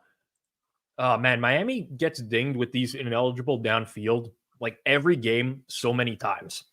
Do you understand why that was? Or no, I'm sorry, it was an eligible receiver downfield. So I guess the lineman ran too far. Correct. Oh, now they're taking it back. They're just picking up the flag. It was a flag. It's one of those rules where I don't understand why that exists. Like, he didn't catch the ball. He's not allowed to run down the field. I've always wanted to ask a football coach this, so they could maybe explain it to me. But I don't understand why this is a problem. Like, why is this something we're stopping? Do we not want to send him screens? I don't understand. But let's see how far down the field he gets. It's close. He went past the little color. It's a penalty. It is a penalty. But like Free 88 says in the chat, we'll take the hill catch. I'll take the hill catches however they come. However they come. No, I like that receptions bet. You're right, because it's just about all year. Well, I wonder how artificially low that number is, because he only played 3/4 a game. Like, you go back and look, right? He basically only played 3/4 of the first 12, 13 games. So I wonder if that number is always artificially a little bit low, because he should play the whole 4 quarters today. Yep. He was in a walking boot this week. I guess technically there are some scenarios where maybe if they're getting blown out, you're a little bit more cautious with him late in the game. So there's some stuff built into the number that is not coming to fruition right now with the game being close. But we'll see. Big third down here at the Buffalo 3. Yeah, I'm curious to see what they do here. Well, that. I hate that camera angle. So do I. I can never tell.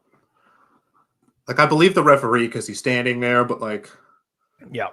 From what I just looked at, that ball did not cross the line. We don't have a good view, like, because it's not directly on the line. Yeah, here we go. We're finally going to get the overhead camera, which I know a lot of people make fun of wrestling and think Vince McMahon is a joke, but we have that camera because of Vince McMahon, people. True. Good point. That is such a hard throw to make. That's really impressive. That is such a tight window to put a football in. The chalk gets there tonight on the anytime. No, we're chalking it up. Chalking it up. Maybe the chalk will get there with Novak this week or this month. Maybe that's what it is. Maybe it's chalky January. Can't think of a way to make chalk rhyme with January, but I'll work on that. Oh man. Yeah, this is like really pretty efficient moving the ball on both sides so far in the game. Not much resistance. So you said you're on the under, and you said you're not looking to middle. You're not thinking about. No, I was, but now it's okay. Now it's I'm on the wrong side of the total here. I know what the live total is, which is at Pinnacle right now. Let me see if I can get a refresh here. 48. So I'm slightly above water right now, slightly, but I wouldn't want my pregame position right now anymore, especially with the likelihood that Buffalo is able to move the ball downfield here before the half and score again. So it was really trending to be pretty low scoring, but yeah, now it's challenging to get there. I agree. I think, and again, we'll see what they give us a shot at. But if it's 24, which let me see, we're at 48, we're 21 right now. So again, it looks like it'll be 27. Yeah, 27 is the most likely. Which I don't really want to bet over 27. I don't. No, that's a tough number to game that. Again, if Miami has a lead here, they're about as good at salting stuff away as anybody with the way that they run the ball. Mm-hmm. Mason asks if I would buy out of the under. I don't buy out of plays. You're just paying vig again. So like you've already paid vig once. I'm at a break even position right now, like a coin flip essentially. I'm not going to pay vig again to get out of that. Not going to happen. That's the way, like you said, you got to try to middle. And again, I wonder what your middle could have been in the first quarter. Did it get as low as 40? Because it was 44 when I hopped on, and then that was just after the touchdown, so it might have been in the low 40s. No, I didn't see it. At that point. No, I'm trying to see. I didn't notice. Somebody mentioned Rasul Douglas went out for the Bills. I didn't see that. I'll check that out. I definitely saw Gabe Davis limp into the sidelines, and he hasn't been out there for a while. Oh, so Rasul Douglas. I'm always confused by that because there was a basketball player for LaSalle named Rasul Douglas. Yeah, I remember him growing up. All right, he's got a knee injury, questionable to return. That would be a big blow for the Bills defense because he's been very good since coming over from the Packers. Very good. So maybe that's my bet. Maybe it's just Dolphins second half because whether I plan on doing it or not, I feel like I've talked about the Dolphins winning this game by a lot unintentionally, about 5 times now. It honestly just has the vibe of there was a game last year, might have been right around Christmas, could have been a Christmas game. It was in Buffalo between the Dolphins and the Bills. I remember it vividly because the Bills fans were throwing snowballs at the Dolphins players in the end zone. But that was just like one of those back and forth games where neither team could stop the other. And it was like, all right, whoever has the ball last is going to win the game type of situation. I'm kind of getting that vibe a little bit. It's not quite as quick strike scoring, but it's like methodically moving downfield. And it does feel that way to me. Yeah, Bills get the ball in the second half. That helps a lot too. So that puts a lot less pressure on this situation. I was trying to see how much leverage they get because if Miami gets the ball first and second half, they have to score here, but that is not the case. Yeah, Douglas walking to the locker room right now. This Stephon Diggs catch on the sideline, I'd like another view of that. It didn't seem like he caught that clean. I don't know. I'd like to see that again too. Although I didn't think the interception earlier was an interception. Or no, I'm sorry, that was a different football game. I was watching the Eagles-Giants. There was an interception in the Eagles-Giants game where a Giants defender actually somehow helped keep another guy into the field. That was wild. I did see that one. There's a Miami Dolphins song? Thailand Sports Better. I don't know what that is. I need to find that. I love a stupid song. I'm a big fan of dumb songs. I went to see a Bengals game when I was young, and they sang like a Who Dey song, and I was addicted to that one for a while. Do you remember the SportsCenter commercials about the Waters Meet Nimrods? I don't. No, I should. I'll find some of the videos and send them over to you. But they did about 2 or 3 back when SportsCenter was fun to watch and the commercials were interesting. It was about there's a small town called Waters Meet, Michigan, and their high school mascot is indeed the Nimrod. And a Nimrod apparently is something to word for like an explorer. Their mascot is like a Daniel Boone kind of looking guy with the raccoon hat and whatnot. But in one of the commercials, there's a little old lady who sings the Waters Meet Nimrod fight song, and I got a chance to sing it with her because it turns out that my godmother lives like in the next town over, got me like all the memorabilia and stuff. Like I used to have a Waters Meet Nimrod t-shirt, and we went to like visit, and there she was, or at least I thought, and I walked over, was like, I'm sorry to bother you. You might not be this person, but you wouldn't happen to know the Waters Meet Nimrod fight song, would you? Went right into it, like in the middle of a little cafe. It's fantastic. Amazing story. Oh, here we go. We got volume up, Jason. Let's give it a go. Miami has the Dolphins, the greatest football team. We take the ball from goal to goal like no one's ever seen. We're in the air, This is amazing. we're always in control. And when you say Miami, you're talking Super Bowl, 'cause we're the Not for a while. Miami Dolphins. Yeah. Miami Dolphins #1. This is exactly what I wanted it to sound like. That was I perfect. love the cheese songs like that. Love those super cheese songs like that. Huge fan. I bet that's one of the ones that makes it onto the all jingle radio in Demolition Man. Big third down here. And they Josh pick it Allen up. runs. I wish they'd let him run more. Yeah. That's been another part of it this year. It's one of those things everybody's been telling me. James Cook's been really good. He's getting all this usage. And like, I get that, but this is not a team that a running back should dominate, if that makes any sense. Like, I think the best version of this is, and I like what you said earlier, they just, all of a sudden over one season, Stephon Diggs got slow, Gabe Davis got slow, and there's just no way to stretch the field out because I think that you're right. That was the plan. We're going to go 2 tight end, let those guys operate in the middle. Diggs will be fast. Davis will be fast. And there is not the space on the field that you're used to seeing. This is the most, I mean, they only have 7 points and they're marching here, but this to me is like the most impressive version of the Bills offense that I've seen in a while. 265 yards of offense. Yeah. Like last week against New England was painful. The week against the Chargers prior to that was painful. I guess against the Cowboys, I mean, that was a great game, but we didn't see the full extent of their offense. They just handed the ball off a million times and just ran it down Dallas's throat. This is the first time that we've kind of seen it all, I would say. Yeah. So I'm laughing at Nathan's question about McCarthy being smart enough to get Dak to throw exactly 279 yards. Nathan was DMing me today on Twitter, and he was like, when is McCarthy going to pull Dak from the game? And I'm like, he won't. He will not pull him until he's like absolutely certain the game is in hand. And it's just unfortunate. That's painful. Okay, Schefter tweeting game times for next week. This will be interesting if that's actually true. I haven't seen I usually have Schefter alerts on. I'm very interested to see. I'm now trying to figure out why we're reviewing this catch. I mean, like, I guess he moved the ball in his arms, which you're not allowed to do anymore. Or they thought his second foot might be out of bounds. Okay, here we go. There's 1 foot 2. I guess you're right. That's what we're looking at. The right foot. I see a little sliver of green between the white of his shoes and the line. I was wondering if if the ball wasn't secure, because that's always a really fun thing to talk about. Right. So the first game of the playoffs is going to be Browns and Texans. First game of the playoffs, 4:30 Saturday. 4:30.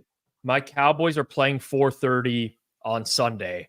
So I'm either going to be in a great mood or I'm going to be very pissy in a miserable mood doing the Sunday night stream. That one might get canceled if the Cowboys lose. I'm just going to throw it out there right now. I will not be in any sort of state of mind to do a Sunday night stream if the Cowboys lose to the Packers. Well, I wonder, are you just going to quit during the middle of the Cowboys stream, or are you planning on not doing it? Is that too much already? You're not going to let people see you live? No, so I did 2 Cowboy streams last year, but it's because they ended up being the night games. So week 1 of the playoffs last year, it was Monday Night Football, Cowboys Bucks. Cowboys smoked them, and then the following week was against the 49ers, and it was a night game. So I'm only doing the night games. Last game of every day, Saturday, Sunday, Monday. I'm glad I don't have to watch the Cowboys game on air. I'll put it that way. It's also tough. I mean, that's 8 hours of being on, which, again, kudos to you. Sitting through a whole football game and doing this is tough. I can't imagine doing 2 back-to-back. Yeah. What I'm not looking forward to this year, which I guess this will be an early announcement, but every year we do like a Super Bowl prop special the week of the Super Bowl. And we've extended it by an hour every year. And this year we will be doing that again. So this year is going to be a 5-hour. We're up to 5-hour live show this year, the week of the Super Bowl. We're going 12 p.m. to 5 p.m. The date will be announced, but we're going to try to get as many prop picks in as humanly possible over the course of that show. That sounds great, and I only feel bad for your producer who's going to have to put together the deli menu, because it's something I try to do every year, is find a way to copy and paste and organize them all. So I have some sheet with everything on it, and I fail spectacularly every year because it's unbelievable some of the stuff they continue to come up with. It's anyone that is worried about books not being able to find new creative ways to bet just needs to notice that every year there's another 100 props for the Super Bowl. Nathan asks, why does it have to be so long? It doesn't have to be so long. We choose to punish ourselves and make it that long. We have to pay your penance for winning such easy money. As what is it, Rufus used to say, like that was one of his biggest days of the year. He just wandered around Vegas picking off random Super Bowl props as they opened. You gotta get, no gain without pain, right? That's a thing. James Cook had a wide open touchdown here. Wide open. That would have cashed. I agree with Sean McDermott's face. Sean McDermott made the perfect face. Oh yeah. Wonder what kind of inspirational motivational speech he'll have for the team at the half. Wonder which terrorist attack he'll bring up for them this time. God, I still can't believe that's a real story, man. I honestly cannot believe that someone lacks the common sense to maybe avoid using 9/11 to try to pump up your team.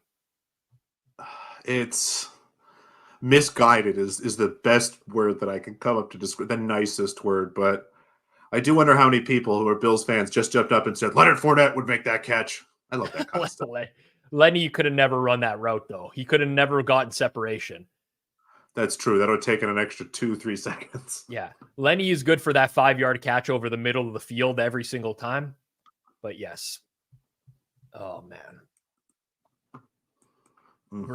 I think that he wants me to retell the story. Yeah, and if you're not familiar, years ago, McDermott used some 9/11 examples to help try to get motivate the Bills. Let's put it that way. Pour yourself a stiff drink, open up an incognito window so it doesn't pollute your cookies or anything, and just Google Sean McDermott speech 9/11. The rest will just come pouring out. It'll be a fun afternoon for you. What in God's name was this Dolphins defense right now? Someone's got to explain to me if Vic Fangio's still drinking like rum and eggnogs or something like that. They just gave up like a 3rd and 10 for free and took 4 seconds off the clock. Like I've never seen, like, this is horrendous defense. Horrendous. It's, again, another great job by the camera crew to get McDaniel's face. That was the face of a man considering whether or not he's going to call the defense in the second half, because as someone that grew up watching Penn State Big Ten football, and if you're not familiar with how Joe Paterno used to call a football game, as soon as you have a 2-touchdown lead, we are now only playing defense to stop long touchdowns, whether or not you're defending 20 yards of area or 50 yards of area. So I've seen this before. This looks familiar to me, and not in a good way. I actually can hear my dad screaming in the background. The more trauma. They just pan the Dolphins sideline, and like everyone is so confused. Tua and like Tyreek is like shaking his head. Like I don't even know what that was. Like I just can't even believe that happened. Maybe that's what it was. They were trying to be nice. I want to keep it competitive. That's what it was. Goodell came down and went, "We need this game to be competitive." Oh, he got stopped short. It's going to go to the half. Oh, my God. Was that Oh. Johnson? I was gonna say the Dolphins may be playing for a tie here, but doubt that. Doubt that after that They play. even I do. think that was Why did Ty you have to Johnson. say that? Oh, Wow. what is that? Man, even I don't do? know how even this consider under the is time. surviving right now. This is like the most absurd first half. I bet Ty Johnson under a half reception, and he just caught that ball there. I do think, though, now with Gabe Davis out, Johnson will get some more run at receiver like he's done there. I like that, and it's hard to find some live props. And again, I would look at some Shakir stuff. He'll slide up. I like that too. And I'm now trying to figure out. I'm looking to see if anybody tweeted out. It's one of the best parts about Flash Score. They have the expected goals up there, and I haven't found an app yet that has like the expected NFL points. But I have to wonder again, like should the Bills have had 20 points in that half? I mean, it's not good. The Bill. Let me just do a quick refresh here of my numbers as it goes to the half. I don't have the live expected points model in real time. I have to run that after the game because I don't have the full data. But I mean, the Bills had a 53% success rate in the first half, above 50% rushing and passing. Like, it's just basically a green board for them right now in every conceivable metric. Same with the Dolphins. I'm still scratching my head. Like, yeah, this is, I mean, what were the Bills' possessions, right? They were interception, touchdown, end of half. Pretty sure. Don't think that there was another possession. Right, exactly. Pick, touchdown, end of half. Like, they didn't get the pick was at the 5-yard line. The second pick was on a 4th down. So maybe you could say that it was like a defensive stop by the Dolphins there. Touchdown, end of half. And honestly, the pass to end the half is arguably stupider than either of the interceptions because you've got 11 seconds left on the clock. Shouldn't have someone be like, "Hey, make sure this ball goes flying out of bounds or to the end zone." Like, you know absurd. What? Vic Fangio was playing chess, and we were all just playing checkers. That's what gave up that play. He knew if he let him, he'd score. Oh, what a genius! He knew. Fangio knew if we let Josh Allen get this down to the 11-yard line and we just play along the goal line, he's going to throw short. The half's going to run out. Defensive genius, Vic Fangio.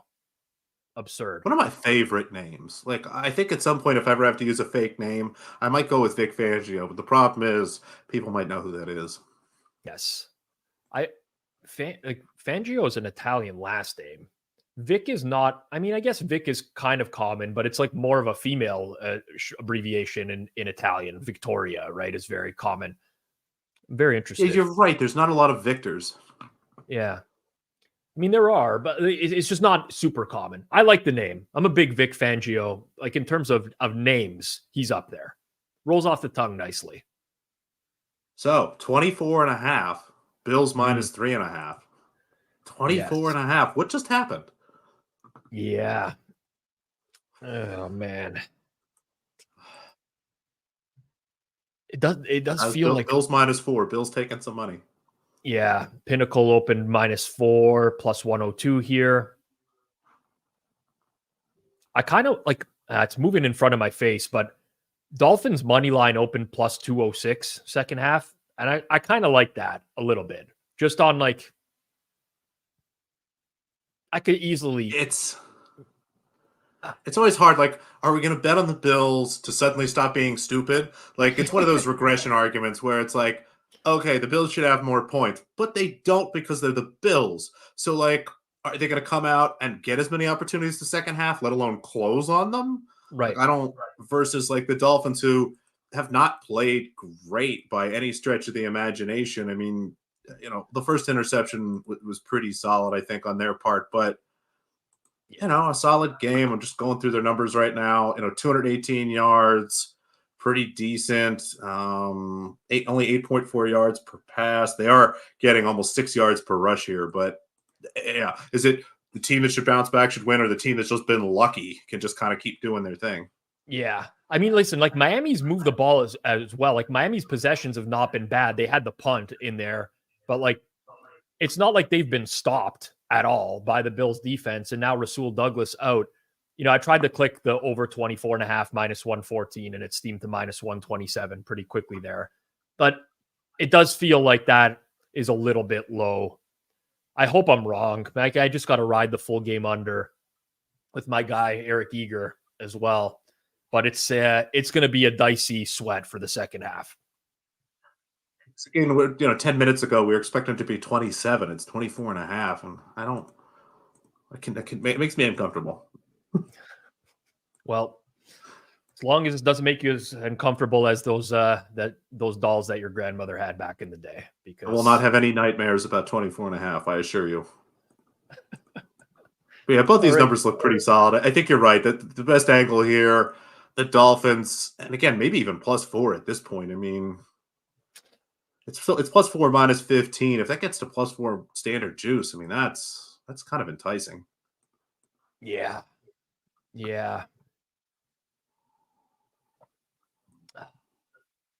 Missed the early number on the second half over. It is what it is now. I mean, some people will be like, it's only moved like 10 cents. It makes a difference. You got to be super price sensitive with this stuff. 24 and a half. I'm looking at -125. That's basically the same as betting 25 and a half.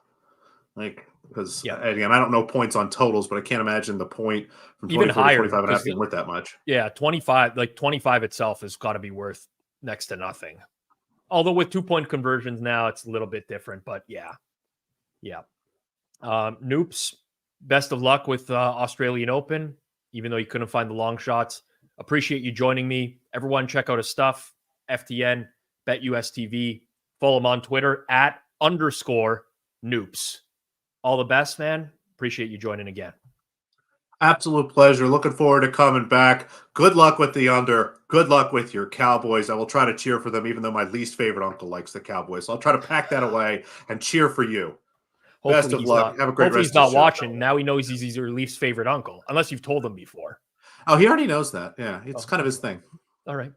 Good stuff. Thanks, Noops. Take care, man. See you guys. All right. Whew. I think the Cowboys sweater was a really bad choice. I'm roasting right now. Stage 5 roast. Sweater in general is just a bad choice, or just the Cowboys one just for the... Obviously, I would not choose anything but a Cowboys sweater. NFC East champions, Super Bowl champions 2024. Come on, Jason. You know better. Fair. Just thought you got to get a Cowboys jersey on then. I don't know why. The only Cowboys jersey I own is a Tony Romo jersey, and I would never disrespect Romo by wearing it. We got to get you more jerseys then. That's just a must. I'm not a jersey guy. I'm not big on jerseys. I like team apparel, but I don't like jerseys. Okay. I love jerseys. I think it's just because you used to be able to get, like, you still can't get those fake jerseys for like $10 a pop. Yeah. I'm giving away my secrets now, but you're doing the Alibaba special, huh? Oh yeah. 100 at a time, or 10 at a time, $100, get the free shipping, and you're good. It might come in 5 months. It might not come, but when it does, it's always good stuff. You telling me you're wearing a fake jersey right now? This one's actually real. I'm pretty sure. Yeah, I'm pretty sure. Huh? You don't have to check. I don't authentic. I don't care enough for you to check. This one's fake. This one's for sure. What was that one there? 99. Taylor. Gretzky? Taylor. Classic. Yeah. All right. Well, I'm sweating the under in this game. So is our next guest. Dr. Eric Eager, Sumer Sports. What's going on? Does Josh Allen have the under with us? Like, I feel like my guy is like, that was the wrong side, right? I know it closed under and all this kind of stuff, but that I feel like that was the wrong side. I'll tell you this, based off my experience in the last 2 weeks of the NFL, closing line value, it's dead. It's dead. Just GRP wins. One, you knew all along. Rob Pizzola, closing line value. The whole market, zero. The only time I win in the NFL is when the market opposes me. Then I know I'm good. Because if I beat I beat the close on the Titans. I beat the close on a lot. Let's review today. Carolina +5, -110, +200 later. Thanks for coming out. Titans, not even a great price I got on the Titans. That one. Atlanta, no good. San Fran, first half, luckily. That was good. San Fran, full game, no good. Giants are good. Bears got a good number, didn't cover.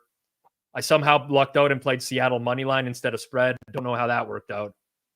I got under 49.5 minus 110 here right now. 3.5% CLV. This game should have 100 points right now. Yeah, I mean, if Josh, I mean, the Bills should be ahead, and this game should be over by the middle of the third quarter. I'm pretty sure. But Josh keeps. I mean, James Cook dropped the touchdown pass. Yep. Yeah, and also, I think lost in this, the Dolphins' decision to run that no defense was really stupid on that drive. Me and Noops were like, I was in awe of what Vic Fangio dialed up there. First of all, it's 3rd and 10, and they just gave a free first down with no time, 11 yards with 4 seconds. That was actually one of the dumbest defenses I think I've ever seen in my life. So incredibly stupid that they ran that defense. Well, and not only that, but they were lucky that was the most feeble dive into the end zone attempt, because even the defense on the last play of the first half was stupid. That wasn't good defense, right? No, it certainly was not. But you know what? End up today, I was at the gym, trying to get a little bit of cardio in. I listened to your show. You had more bets than normal today on the show today. How did you end up today? Well, I only locked in 3 officially. That went 1 and 2. So I got the Giants, lost the Falcons, lost the Panthers. The Panthers game took multiple years off my life. Multiple. I don't know how I managed to find myself on every game where the team fumbles through the end zone. Yeah. I don't know how it's humanly possible. It's supposed to balance out over time. I don't think I've ever had a fumble out of the end zone in my favor. I really don't think that's happened.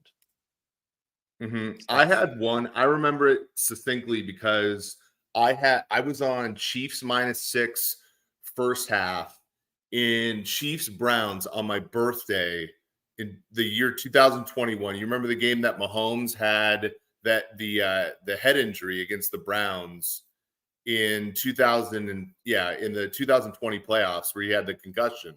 Right. But they were -6 first half. And Daniel Sorensen came over and headhunted Jarvis Landry, and the ball went out of the end zone, and they covered that first half just because of that play. And then they ended up only winning that game by 5. I think they failed to cover the full game. It's anyways, it's the NFL. We know what we're getting into. I got to move on and not think about the Panthers ever again in my life. It's just that team is dead to me. At least the season's over. They're dead to me. This game is really interesting to me because there's a possibility, if this score holds up, that we just get the exact same game next week, Buffalo at Miami. If that happens, do you think that there's going to be an adjustment on the point spread based off of Miami winning, or do you think we just end up opening at the same closing number? Because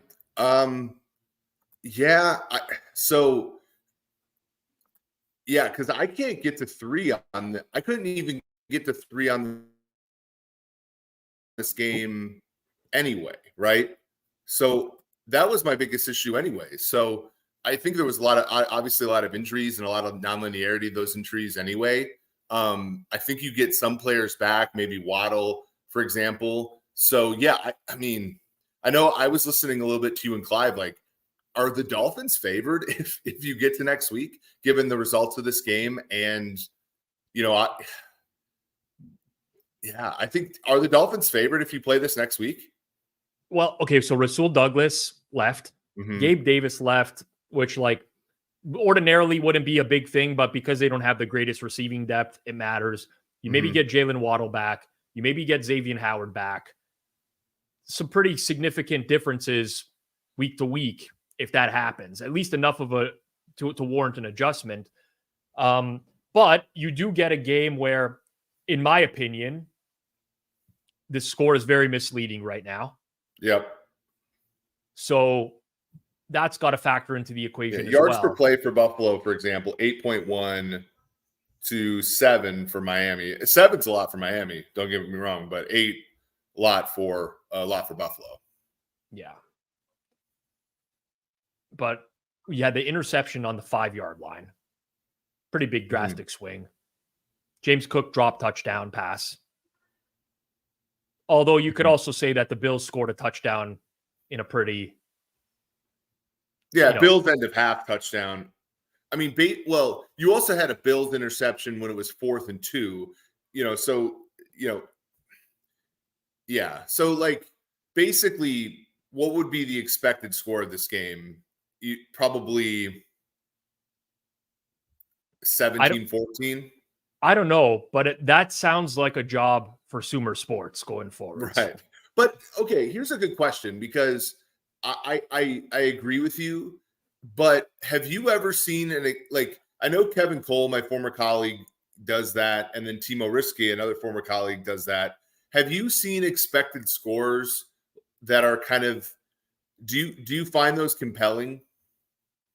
I do personally. Okay. I think because I've never seen them that are any more. Go ahead. I've always seen them I've never seen them publicly that are done that are any different than that are I find them to be too conservative sometimes. Right. Yeah, I mean, listen, there's no universal expected score. It's the same way that, in soccer, hockey, they track expected goals now, and it's not universal. There's different tracking. So there could be all sorts of ways that you come up with it. But either in those sports in particular, they're a much larger talking point, and they're growing and growing, right? Everyone's using these expected. I think it could really take off for NFL. And it's actually one thing I really liked about Kevin Cole was that I would read the column the following on the Monday, and he included that stuff in there, and I would just compare it to mine to see how far off it was from what I thought.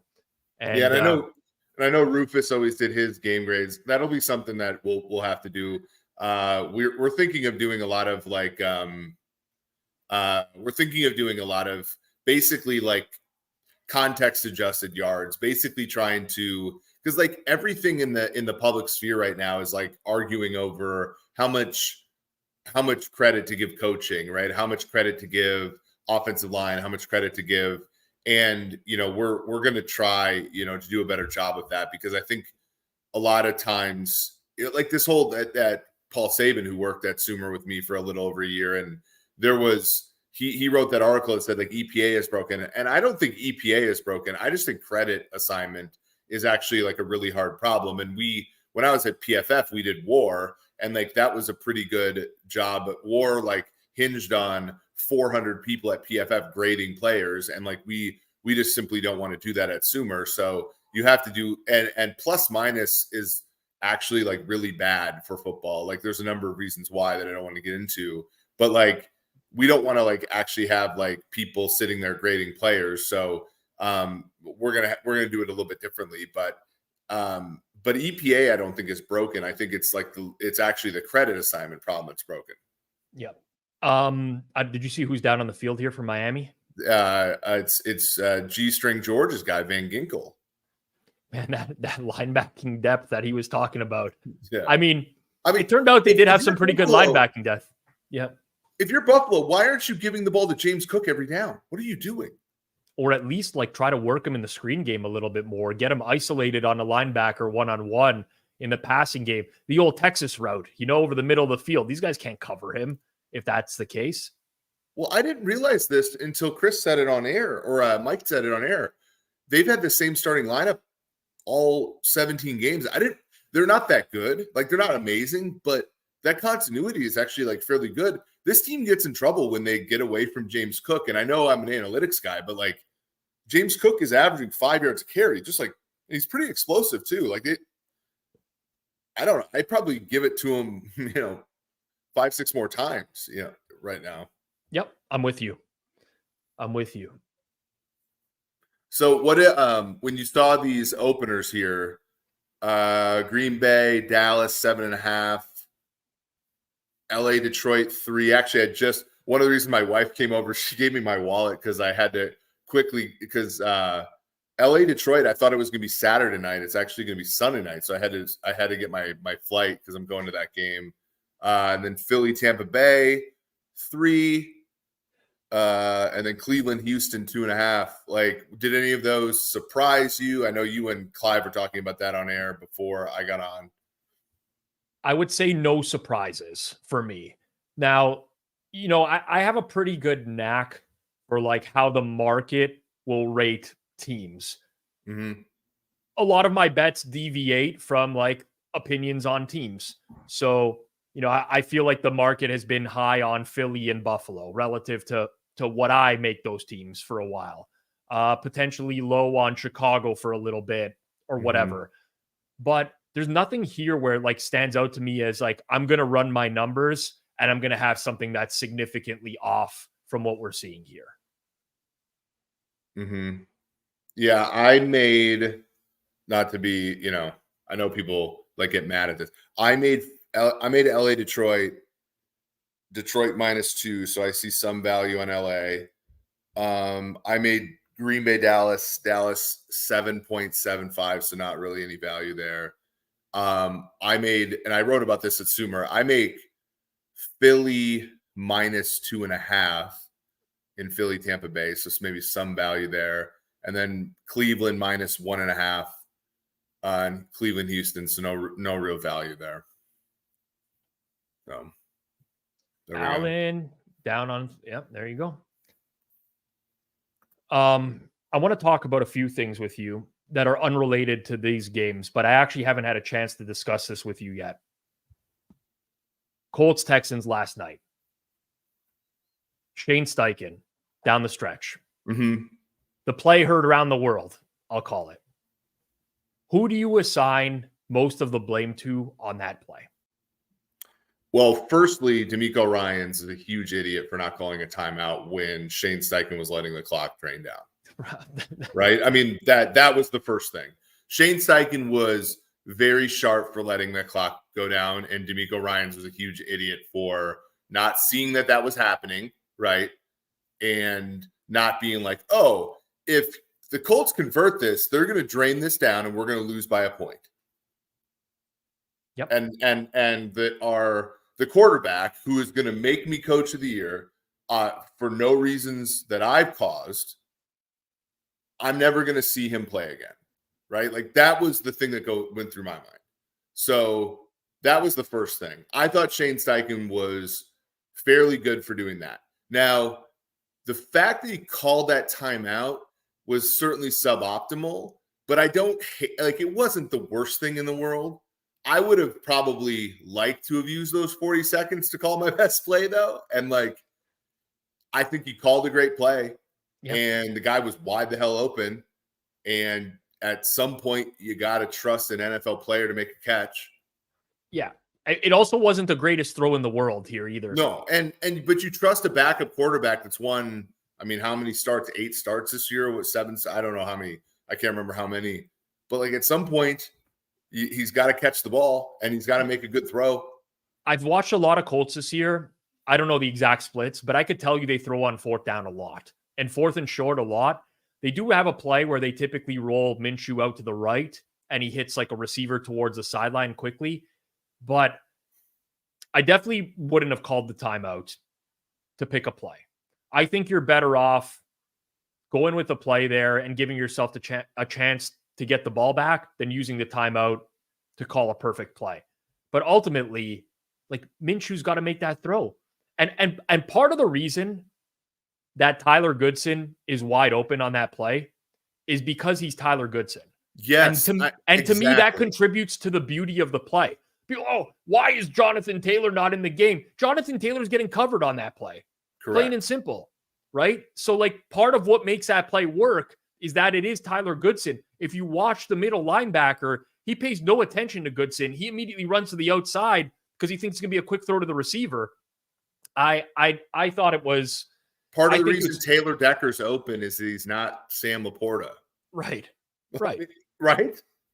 And he's a tackle, and they didn't say 60. I mean, part of that, but I like this. I was going to call it the results-based analysts, but the hindsight merchants were on full display last night.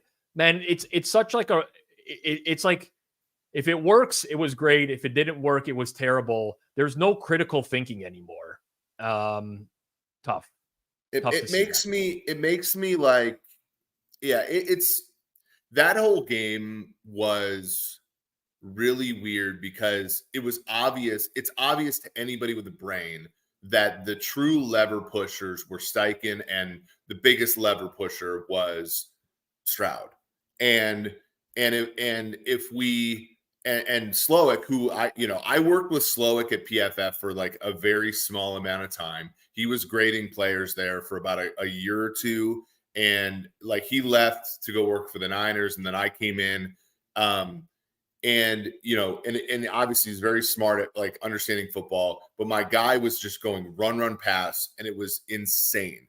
And like anybody with a brain could see, like if they were to just turn on the easy buttons for Stroud, that game could have been a 3-touchdown game for the Houston Texans. And Steichen was opening up, very, very huge lanes for Jonathan Taylor.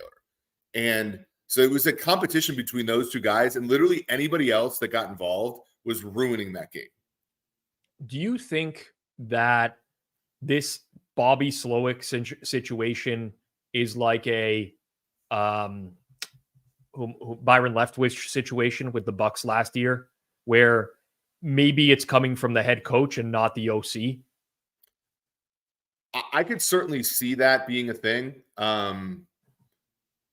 Yeah, I mean, right, because Leftwich has basically had Canales, and so yeah, because you see a little bit in Canales where they're scared to pass early. They don't pass early at all. Yeah. Like they're just.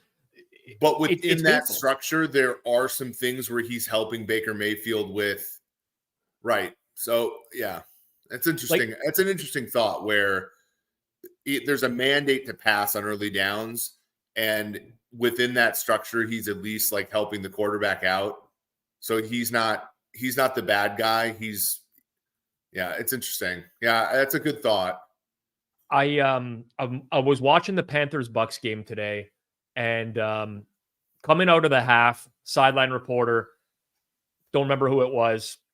I talked to Todd Bowles at the half, and in the second half, he wants to run the ball a lot more to set up those play action shots downfield. And I'm thinking in my head, I'm like, this is what the Bucs do. Like they actually think that they have. It was another game today. I don't know who can. I don't know if anyone in the chat was watching Red Zone and they remember specifically, and they could tell me who the color analyst was.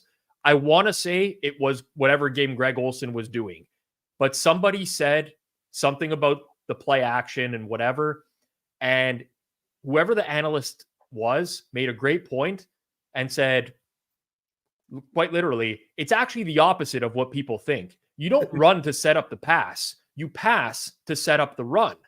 And it was like the first time I'd heard it in forever. I wish I knew who it was and I could give them credit, but it was so refreshing. You have an analyst who can say that. You have Todd Bowles coming out of the half like, yeah, you know what? We just got to keep sticking with the game plan, running the ball. It'll set up those shots downfield for us.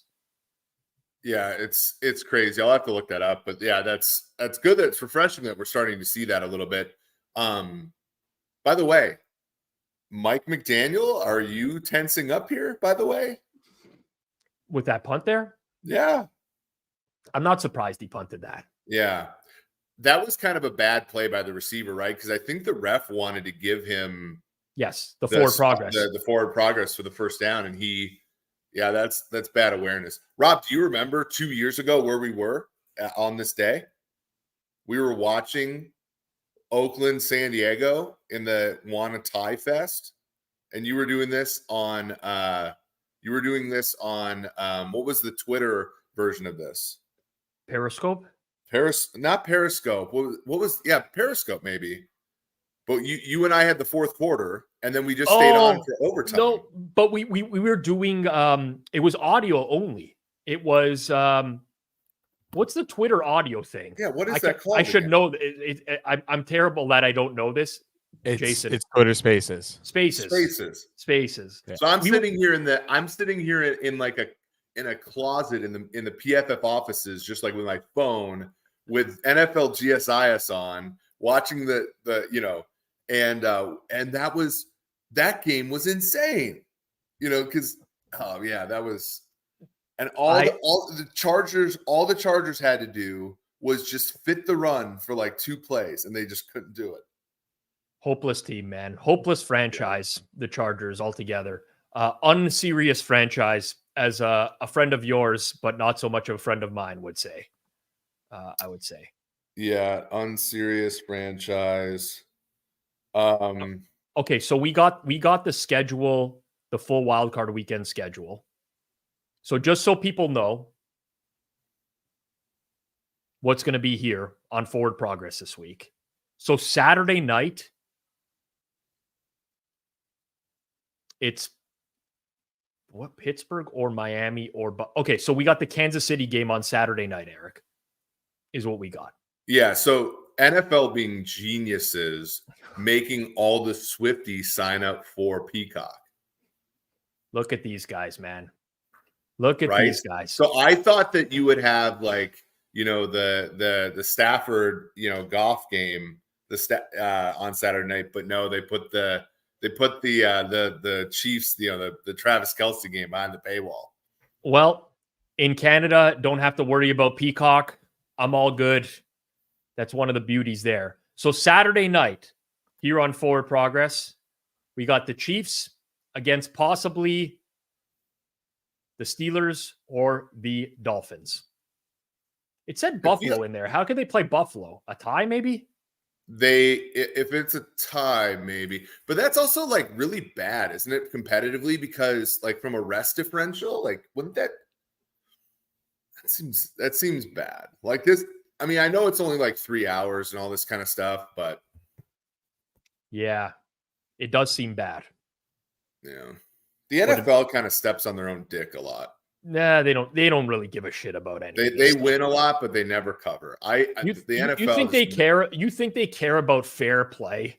No, they couldn't give a shit about fair play. They have teams play fucking coming off of a bye week against a team on a short week that just played Monday Night Football. They do not give a shit. What's the Sunday night game there, Jason? So Saturday night, we got the Chiefs game, which I'll be on for. Sunday night, we got Rams, Lions. I will be in attendance for that game. I cannot wait. My colleague Tej Seth is a Lions. He's a Detroit native. He's never seen a Lions playoff game in Detroit. He's 20, like he's his early 20s, so he's never actually seen one happen. I didn't realize he was that young. Makes sense. Yeah, he's when he's my age, he'll be like 10 times better than me. He'll have Bobby Slowick's job when he's your age. Can you imagine what football will be like in like 20 years? I don't know. I can't imagine what it will be like. I can't. Honestly, I feel like Josh Allen might learn how to slide by then. Yeah. I don't think so. No. It's going to take like a bad concussion for him to learn. I don't want that to happen. Marquez Valdez-Scantling will learn how to catch a football by then. That will definitely not happen. Most certainly. Monday Night Football, Bucks and Eagles right here on Forward Progress. So the 3 games that we got live streams for, Chiefs and whoever the hell they play, Rams, Lions, Eagles, Bucks. Those are going to be the 3 games. I'm so glad I'm not going to be doing a live watch along of the Cowboys game. That would have just been pure misery and pain for me. Cowboys Packers is obviously a throwback to your youth. By the way, Rob, not to mush it. No, I'm not even gonna fucking say it. I'm not even say it. Say what you're gonna say. Good third quarter. I lost my best bet again this weekend though, and that's all I care about. You know how painful it is, how much I live and die with the best bets I make. I think actually Hitman lost both. Yeah, he did. Bears +3 had a shot. Wow. Bears +3 and San Fran +4, but he said he'd take it up all the way up to like +7 on the show. He should just stuck with the first half. Well, I don't know why he San Fran play made a lot of sense, but can I say this without getting made fun of? Carson Wentz looked really good. Sean McVay revived Baker Mayfield. Safe space, everybody. And I know, safe space. Carson Wentz made some throws, and he made some runs out there. If Carson Wentz started for the Jags today, they'd be in the playoffs. Correct. Yes, that's the right way to put it, Rob. What about the Jets? Like if you start for the Jets, let's say halfway through the season. If Wentz, that's too much of a stretch now. When I was this is a little younger than me, but I'm like a historian of football, as you guys know. I'm kind of like it's actually embarrassing. The Vikings, when I was younger, they had this coach named Jerry Burns, and I'm gonna send you guys the link, and maybe you guys can tweet this out. Jerry Burns would just rotate his quarterbacks. He was this drunk Irishman, and I feel like if Wentz played back then where they didn't commit to these quarterbacks and pay them unruly sums, he would be fine. Wentz, when 10 games in, he gets exposed and he gets banged up and all this stuff. But you play Wentz for a game or two when he's not, banged up or whatever, he's fine. I took a lot of heat back in the day for my Dak is greater than Wentz opinions. And, now I can confirm that I was indeed. Yeah. Dak's the perfect quarterback to pay $40-50 million to. He's consistent, he's steady, he does and Carson Wentz is the perfect quarterback to play that dumbass Rams-Niners game today. Truly. He's big, strong, fast. And actually Darnold was also the perfect quarterback to piss away the lead when in the early going, people were like, oh, look, it's the system and this and that and Purdy and whatever. And then Darnold just completely shit his pants for the remainder of the game. Correct. Yeah. I don't even know if this is true or not, but the fact that I don't know, really, it could be the case. Joe A had Sam Howell graded better than Wentz today. Yeah, I mean, I actually thought Howell looked pretty good for a quarter and a half. I had a little bit of McLaurin today as some, that was one of the, the incentives I actually did believe in. Yeah. You didn't believe in Jordan Love needing to make the playoffs. You didn't think he was some super people hyped. Are intrinsically motivated by these things and some people aren't. And I can look into somebody's eyes and know, and that's how I make a bet. I'm going to talk about this probably on Circles Off this week. We do have a guest, so I don't know if I'm going to be able to get to it, but I might bring it up. The weirdest thing to me about Week 18 in the NFL was some of the people that were victory lapping incentive stuff that there wasn't even a line for the player, in existence, anywhere.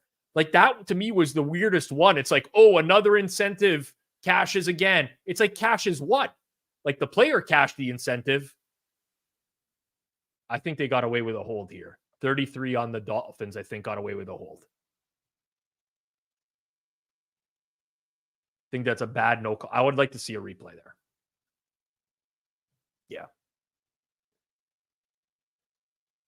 Yeah. The other one that kind of kills me, is the I'll just leave, not even the whole thing kills me. There was the one fanatic, the sports book that nuked somebody's account after one bet because of a Week 18 prop. After it was. Eric, I have to interrupt you because Josh Allen just fumbled the ball. You cannot. I don't know. This guy, he cannot help himself. No, that's the correct way to put it. He cannot help. It was a good third quarter for the under, though. I came on to reinvigorate this play. I don't think I can let you leave at this point. No, it's okay. Well, I'll have Drew in the fourth quarter. Drew's usually good luck. Let me stay on to hang out with Drew for a little bit. I haven't seen Drew in a long time. They didn't have me on the deep dive this year. And yeah. So like Josh Allen is Jameis Winston. He's not. He's better than Jameis Winston. But I get it. I get the comp. There's a lot of quarterbacks that are like this. And again, like, excuse me for the comp I'm about to make, but Desmond Ridder is like this. Desmond Ridder is like a high success rate quarterback that just can't help make the dumbest turnovers ever all the time. He can't help himself. How many catches is that for Tyreek? 6. Gonna need a couple more. Gonna need a couple more from Reek. Well, I mean, do the Bills even? I mean, the Bills are going to lose this game outright, right? I mean, like they can't stop. I mean, they can obviously, but yeah, I'm honest. I might not have an edge next week on whatever the number is in the game, but if the Bills lose outright today, I'm going to bet the Dolphins again next week. Because I'm going to tell you, there's going to be a lot of arguments that are going to be made about how, the Bills move the ball and some bad turnovers here. And you know what the Bills do? It's who they are, man. It's their identity at this point. It's their identity. Josh Mullins or Nick Allen. I love that. I mean, it's who Nick Mullins is too. Yeah. No, I'm not denying that it was a great play by Christian Wilkins. Like, don't get me wrong, but what are we gonna do? Guy turns the ball over all the time. At some point he'll get over it. And this is not like the Dak Prescott last year where he had like a million turnovers, but there was like 4 turnover worthy plays. Everything was just bouncing off people's helmets up in the air. These are like legit turnovers. Mm-hmm. Yeah, we need like the Tua special here, right? Where he flutter balls one.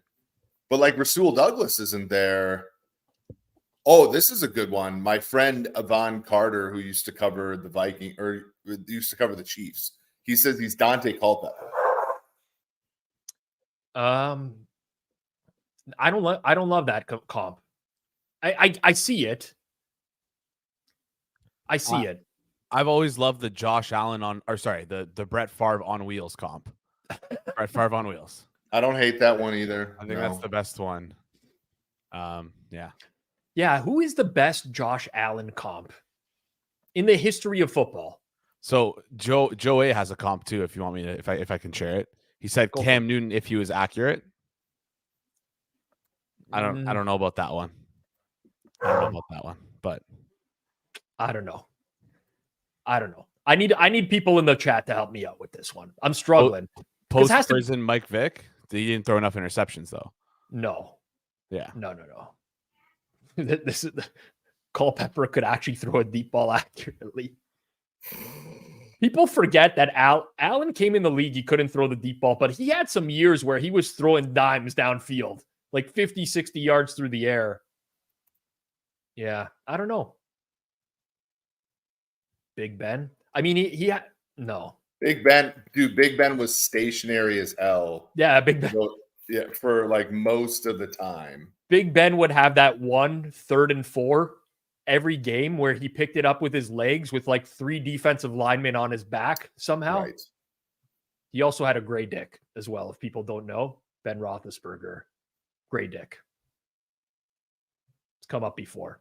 How I have to ask about that. How is that even? How do you know? 2, is that like a thing? Like, did I miss something here? Like, was I sheltered growing up watching football? What was? I guess you didn't have the stream that night. It might have been Jacob or Zach. Okay. But so obviously Big Ben had the accusation. Yes. Right. And the woman that accused him described the scenario in the washroom, and she basically said like Ben whipped it out, and like his dick was gray. Okay. Yeah, and it was like a big big story. Gray blob. All right. I don't really know. We've tried to understand. They're going to review this. You didn't catch. I would wish Tyreek caught that ball, but he didn't catch that ball. Right. Eric, are you looking at I don't want to say looking ahead, but like I know you like Black Monday as like just to see like where the coach shuffle goes. Is there anyone dark horse that you think could be fired that will be fired, or like dark horse should be fired that won't be?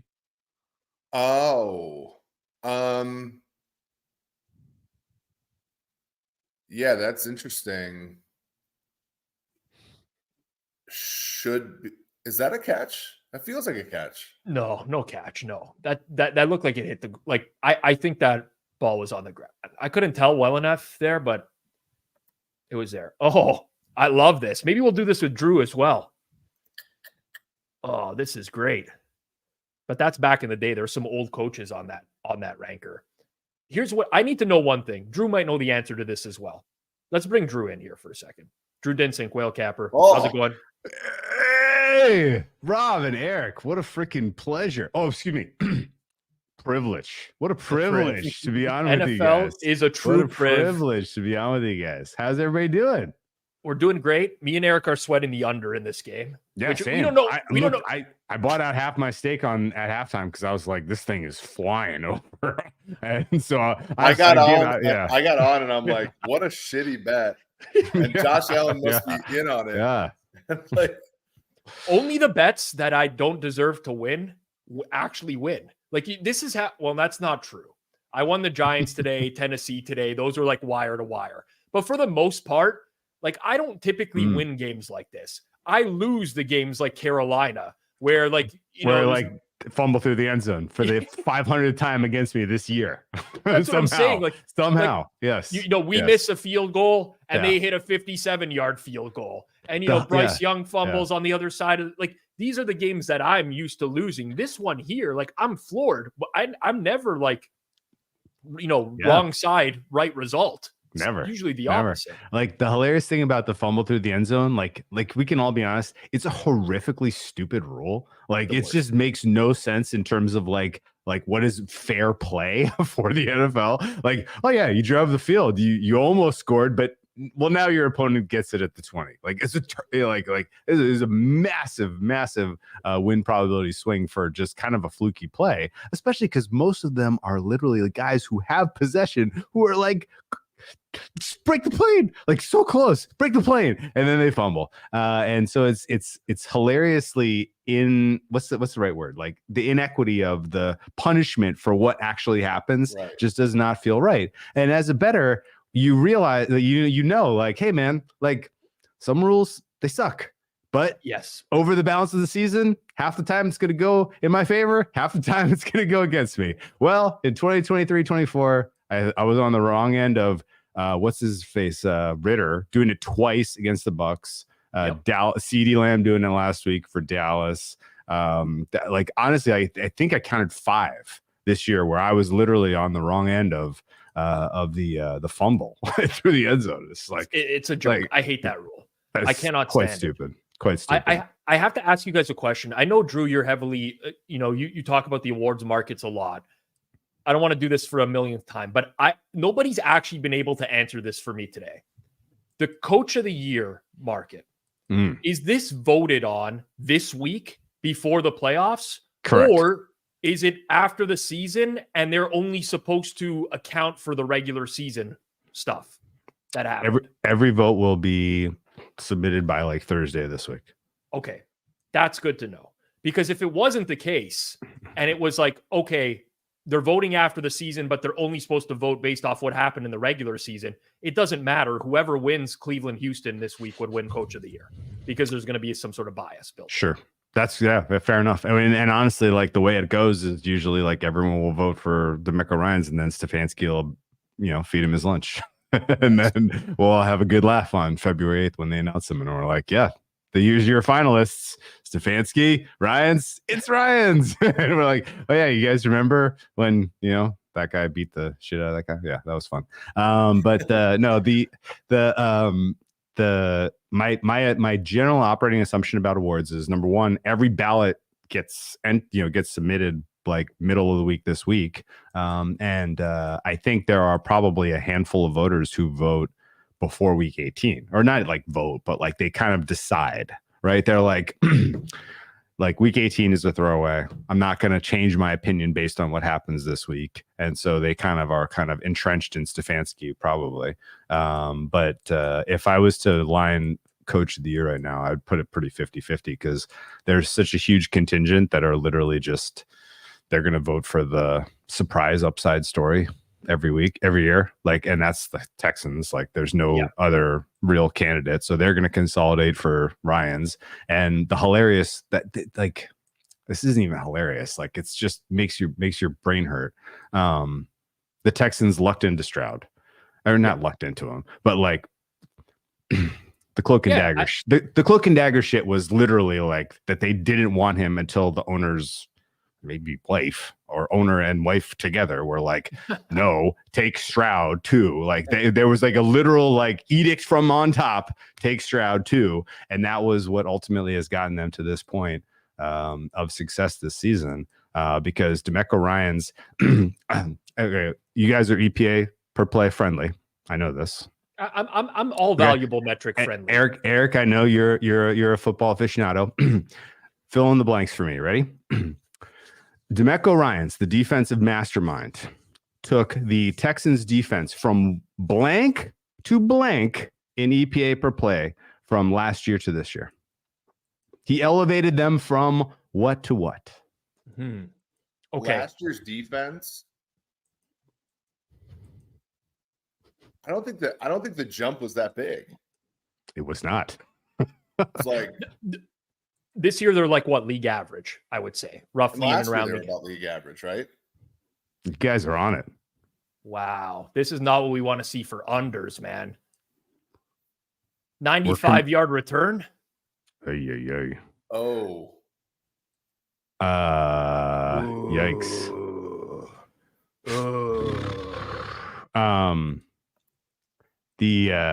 A lot of game left. A lot of ball game left. What's okay? Before we talk about this game real quick, I'll finish the fill in the blanks. Last year, the Houston Texans defense were 18th in EPA per play. This year, they were 16th. So he elevated them from 18th to league average, exactly the way Rob said. Not impressive, honestly, especially considering you gave away the future of the franchise to get Will Anderson. And now people kind of weirdly retroactively saying that was a good move, I guess. But that's not correct. I'll add to your argument here, Drew, as well. Yeah. I have their adjusted EPA based off of strength of schedule this year at 24th.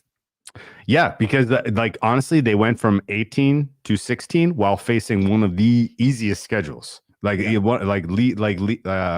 know that they had the easiest opposing offensive schedule, but it was close. It was bottom 5, surely. So yeah, it could have been he did nothing and they just had an easier schedule. So that's why the defense looked they a little had bit better. Basically like meh personnel defensively. Like the whole like Jack Easterby, Nick Caserio, like basically all they did was sign a bunch of like okay veterans, right? Yeah, like okay veterans, and then they brought in Will Anderson, 3rd overall pick. They brought in Derek Stingley, 3rd overall pick at premium positions on the defense, and voila, there you go. And on offense, they brought in the 2nd overall pick to play quarterback, and there you go. Like that's basically football 101. Yeah. Here's the other the Caserio Easterby, regime basically just bought a lot of like Desmond Kings, Jalen Petre, Christian Kirksey's, like all the basic like like a bunch of 4 out of 10 players in there, and was it Jerry Hughes? Is he still there too? Like basically all those kind of players. And then when you pick in the top 5 every year, after a while, then you end up getting players who are kind of like difference makers. And then it's not that hard to be good. And were they good, or were they just DJ Stroud carrying them? Then if you have a top 3 easiest schedule in football, then you win 10 games. And you win a miserable AFC South. So the other kind of key points I wanted to make were Bobby Slowick is getting like kind of an aggressive amount of flowers right now, which I kind of careful. That's Eric's friend. Eric's friend, Bobby Slowick. Look, man. Look, hey, he deserves flowers for play design. Yep. He gets it, right? Like he's got one of the tougher things to get as an offensive coordinator. right? Like, you don't just luck into that. Like, if you can play design like Shanahan, like, you have a future in the business, right? But he has a lot of other things to develop in terms of like kind of filling out the portfolio of what makes a good offensive coordinator, right? Sequencing, Like, basically. like sequencing.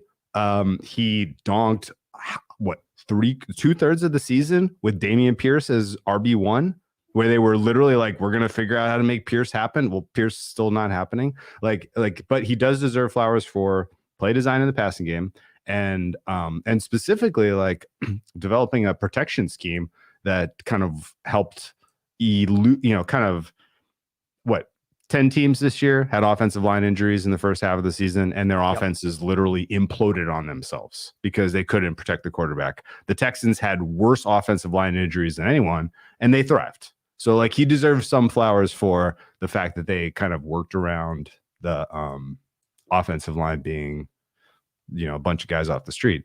But the sticking with Pierce was a disaster, and some of the sequencing, particularly in the game where your back was against the wall and you must win. Like, Texans were very, very, very lucky to win that game last night when they got a performance out of CJ Stroud that was like 99th percentile, and he's a rookie. Like, that was wild to see it. And DeMeco Ryans winning Coach of the Year off of it is hilariously silly. It's the defensive coach phenomenon, right? Like, these guys are dying to make games close. They cannot help themselves.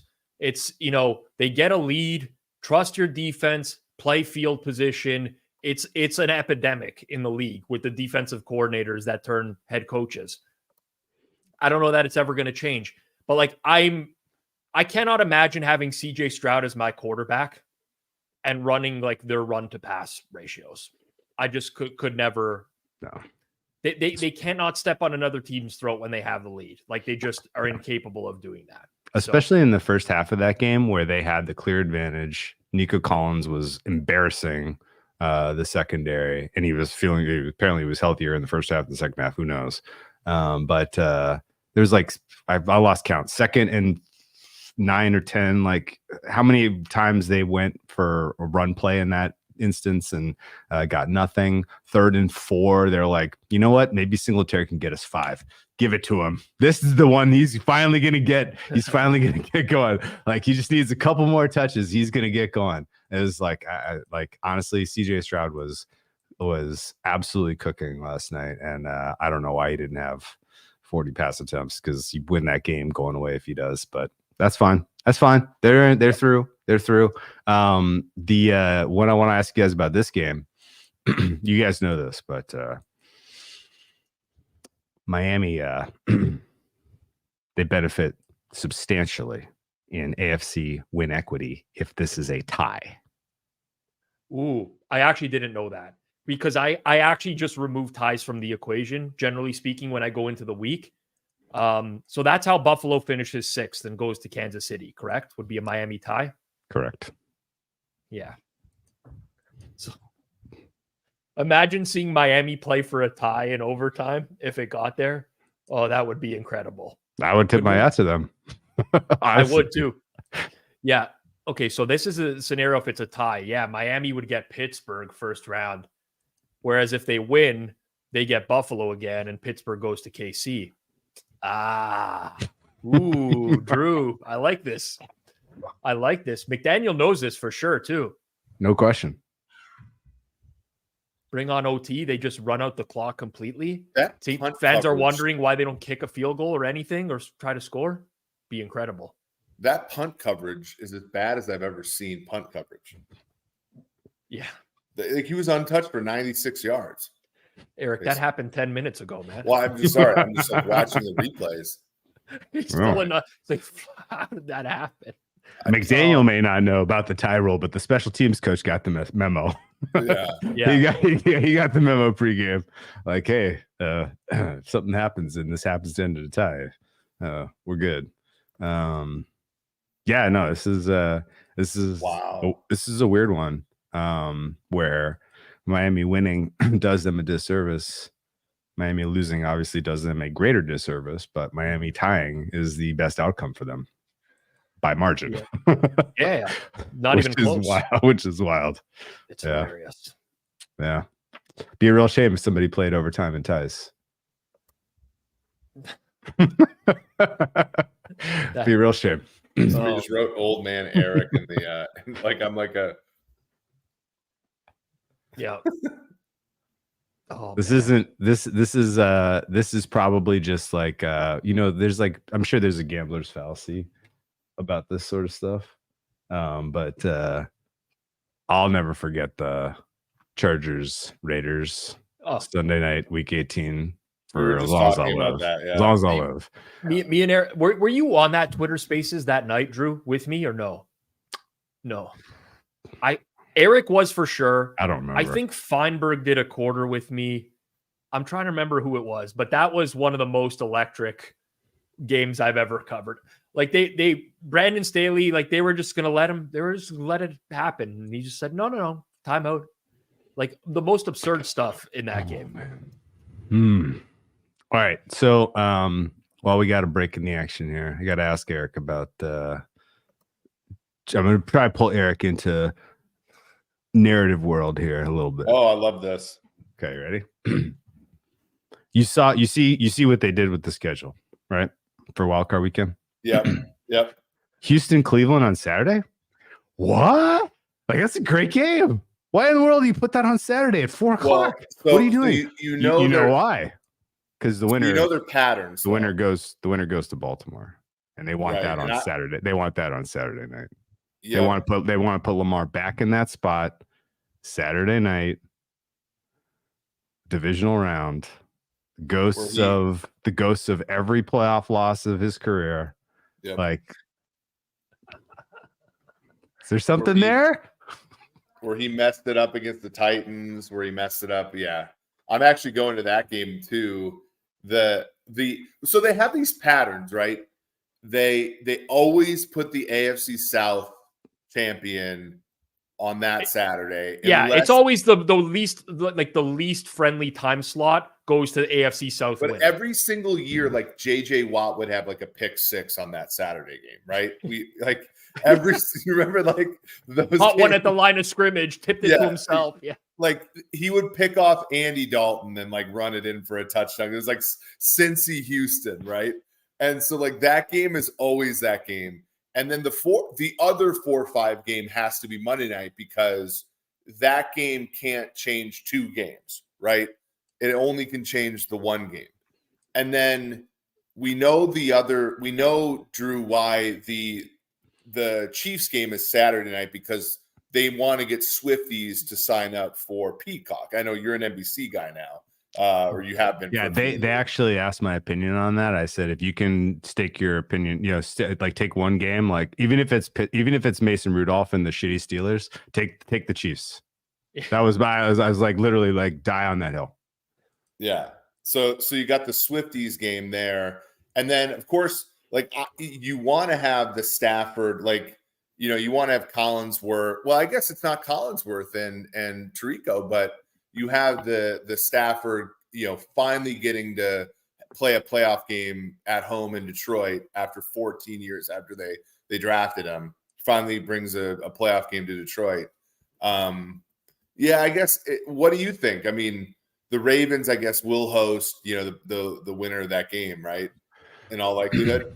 Yeah, Saturday night's going to be Ravens hosting winner of Chiefs Browns, I think. I hope so, because I'd like to get home before the weekend is finished the next weekend. Are you guys not surprised that the Cowboys Packers didn't get Sunday night or Monday night football? I was surprised.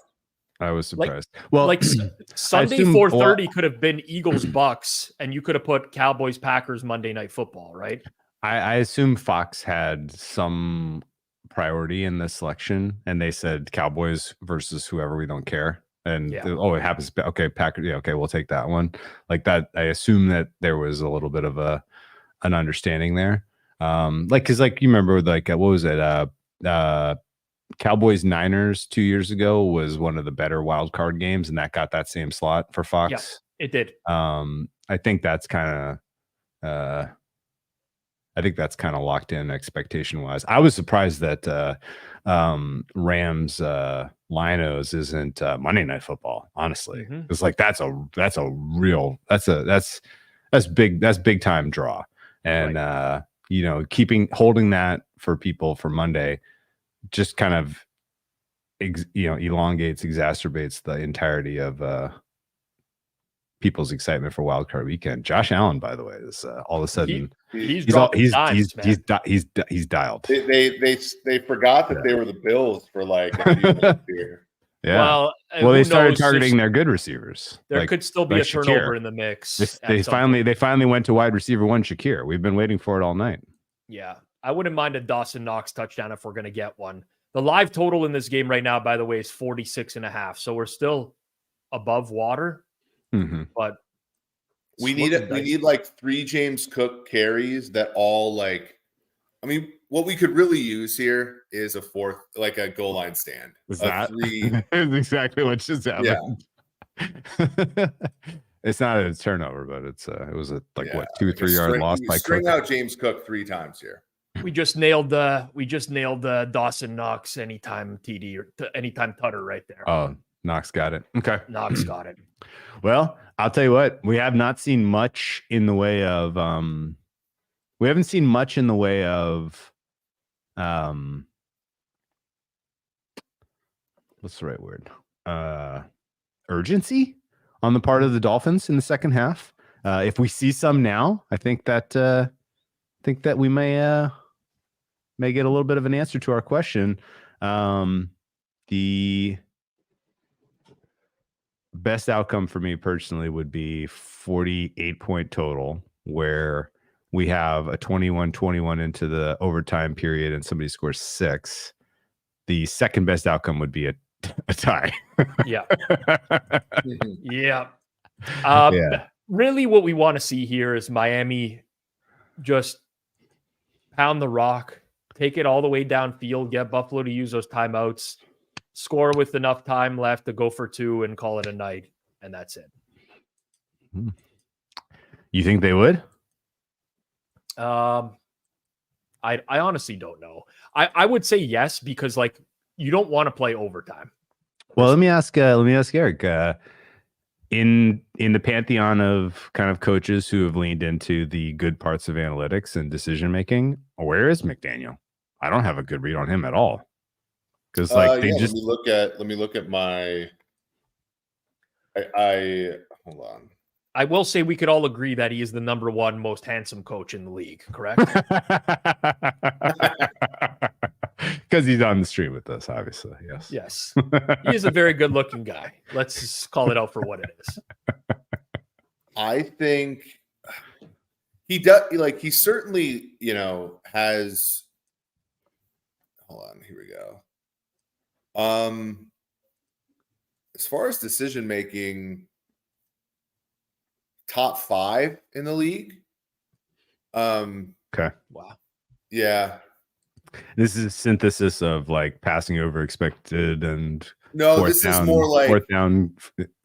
More like fourth down decisions, timeout usage, delay of game avoidance. The one thing I put into it, the 2-point conversion stuff. So do you go for 2, like down 8, down 7? Like you guys saw the college football championship when Steve Sarkisian didn't go for 2, and then Washington drove the length of the field, made it 9, that kind of stuff. And then the one now is do you fair catch kickoffs, or are you a donkey and do you return it to the 17? So that stuff that like dings a lot of coaches. Like, for example, one coach who's kind of an idiot now is like Sirianni. Like they return kicks to like the 22. We're like, good job, dude. Sirianni is low key, might have been really bad all along, and his coordinators bailed him out. Sirianni's one that, like, if Tampa Bay like kicks their ass and we in the divisional in the wild card round, like that's the one that I think to answer Jason's question. Well, we got to put him in a category one way or another. He's either you're fired or on the chop. I guess he could be you're fired, is what you're saying. I got a weird Sirianni take for you guys. You ready? Okay. I think he made the worst decision of any head coach this year. Oh, the Patricia thing, easily. Oh, Yeah, not even he close. he he gave Matt Patricia the keys to the defense. What are we doing? What are we I don't doing? know. How does Matt Patricia get jobs in the NFL so consistently? Someone's got to explain this to me. So guys, once you're in, you're in. Got it. So how do we get ourselves in, Eric? What do we want to be? Ooh, it's true. I- Once it's you're more- in, you it's can never more- get out. Yeah, it's more fun to take shots from the. Did you from the guys see the outside. tweet? Did you guys see the tweet today? Hold on, I'm gonna send Rob. You're on Telegram, right? I'm gonna send you the tweet here. Hold on. Just drop it in our forward progress group, and Jason Okay. can grab it there. Yeah. and you can put it into the. Hey, Rob, did the Nails have any Golden Globes winners? They were talking about it a little bit before the stream started, but it's fallen off in recent. Yeah. Disappointed. I did bet awards markets pretty heavily for a few years. I learned a lot of things.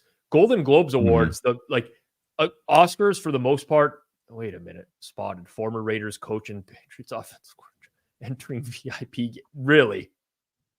This is a legitimate source? It is. Well, Yeah, he's a voter. He's an awards voter. I mean, No, I when I don't- I tell don't you know that. once you're I in, don't know. you're in. I mean that team was ready to wheel that guy, like throw that guy out of the stadium. But once you're in, man. I don't know. What's so of the bets I made week 18, none was stupider than backing the Patriots. But I was like, literally, this could be Belichick's last game. I don't mind donating, even if it is donating, to back them against the Jets. And they sucked. Do you guys believe Belichick is on the outs? Well, so here's one. And like this was like when like Kansas City, this is like being in like the Kansas City media market now with my podcast, Red Gold and Bold, which is the best Chiefs podcast. And people were like, being At least being top in the comments, they're like, MVS is going to come back and be, he's going to come back with a vengeance. And I'm like, guys, he sucks. He can't do it. Like, I don't care how motivated he is. He can't do it. And so, like, when people were this week were like, Belichick he's going to do it. He's going to come and cover this. I'm like, guys, if the Patriots could win football games this year, they would have done it. Mm-hmm. They have no reason. Like, he's not tanking for a pick. If this Patriots team could have won games, they would have done it. They don't have it. right. Like, there's no like, that's like me going out to my driveway and being like, I'm gonna sink 75% of my threes. If I could have done it, I would have. I can't. Like, they can't. Yeah, I'm with you. I think Belichick is done in New England. I do, and I think whichever team he ends up with, I can't even believe I'm saying this. We can clip this sort of live on in infamy when he goes on to win like 3 more Super Bowls with a new team. I think whatever team he ends up with made a huge mistake. I think that the league has passed him by, personally. I mean, I'm sure you guys have seen the rumors circulating about what the Commanders would potentially have offered to go from 2 to 1. It was insane. It was laughable, but because it's the Commanders, I believe it. Because it's a new regime trying to make a splash, I believe it.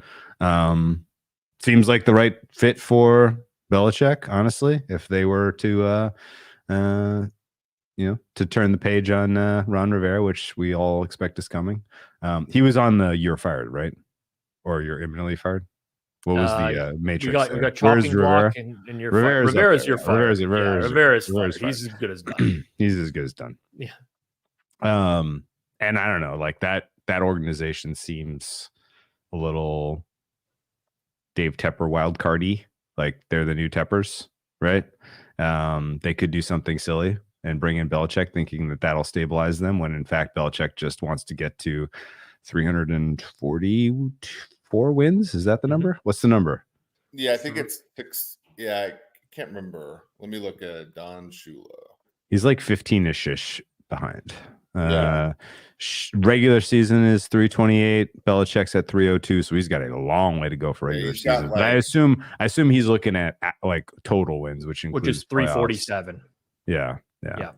So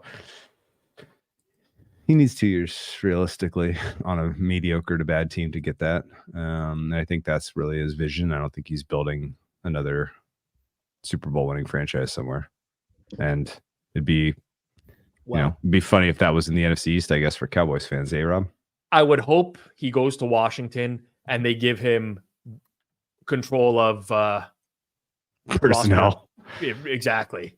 Because will accompany that number 1 pick will be a wide receiver that ends up being a bust and approximately 3 to 7 offensive linemen who are drafted 2 rounds too early.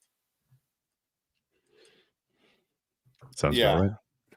I mean, the problem is, like, it's funny in the history of that franchise. Like, they brought in Vince Lombardi, and I think he lasts like 1 year. Yeah, like it's like in that history. Yeah.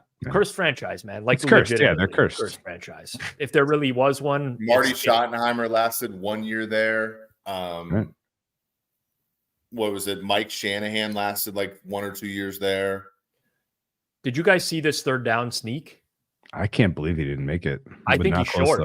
He was not close. Yeah, he didn't make it. I'm tilting over James Cook over 14.5 rushes, and they got him none on that drive. Yeah. I have him under on rush yards and over on pass yards. Dude, the mega brain that is Sean McDermott has decided that Leonard Fournette needed some running. Lenny. Playoff Lenny. Wait till you see playoff Lenny. Yeah. Whew. Yeah. Oh, yeah. Leonard Fournette has touched the ball 5 times in this game for some reason. If he trusts his defense here, I'm going to tilt off my face. They are lining up to go for it. I won't spoil it for anyone, whatever, but they're lining up to go for it. It's a half yard, maybe even less than they need. A little more than an index card. Mm-hmm. Oh, I had to hear Steratore talk about the index card today. Jesus. Oh my God. What game was it where Steratore came on to talk about that catch? That was very clearly not a catch. That was Packers versus Bears. His like feet were out of bounds, but everybody was talking about the pin ball. The pin, it's pinned. His feet are out of bounds. Like, it doesn't matter what happens.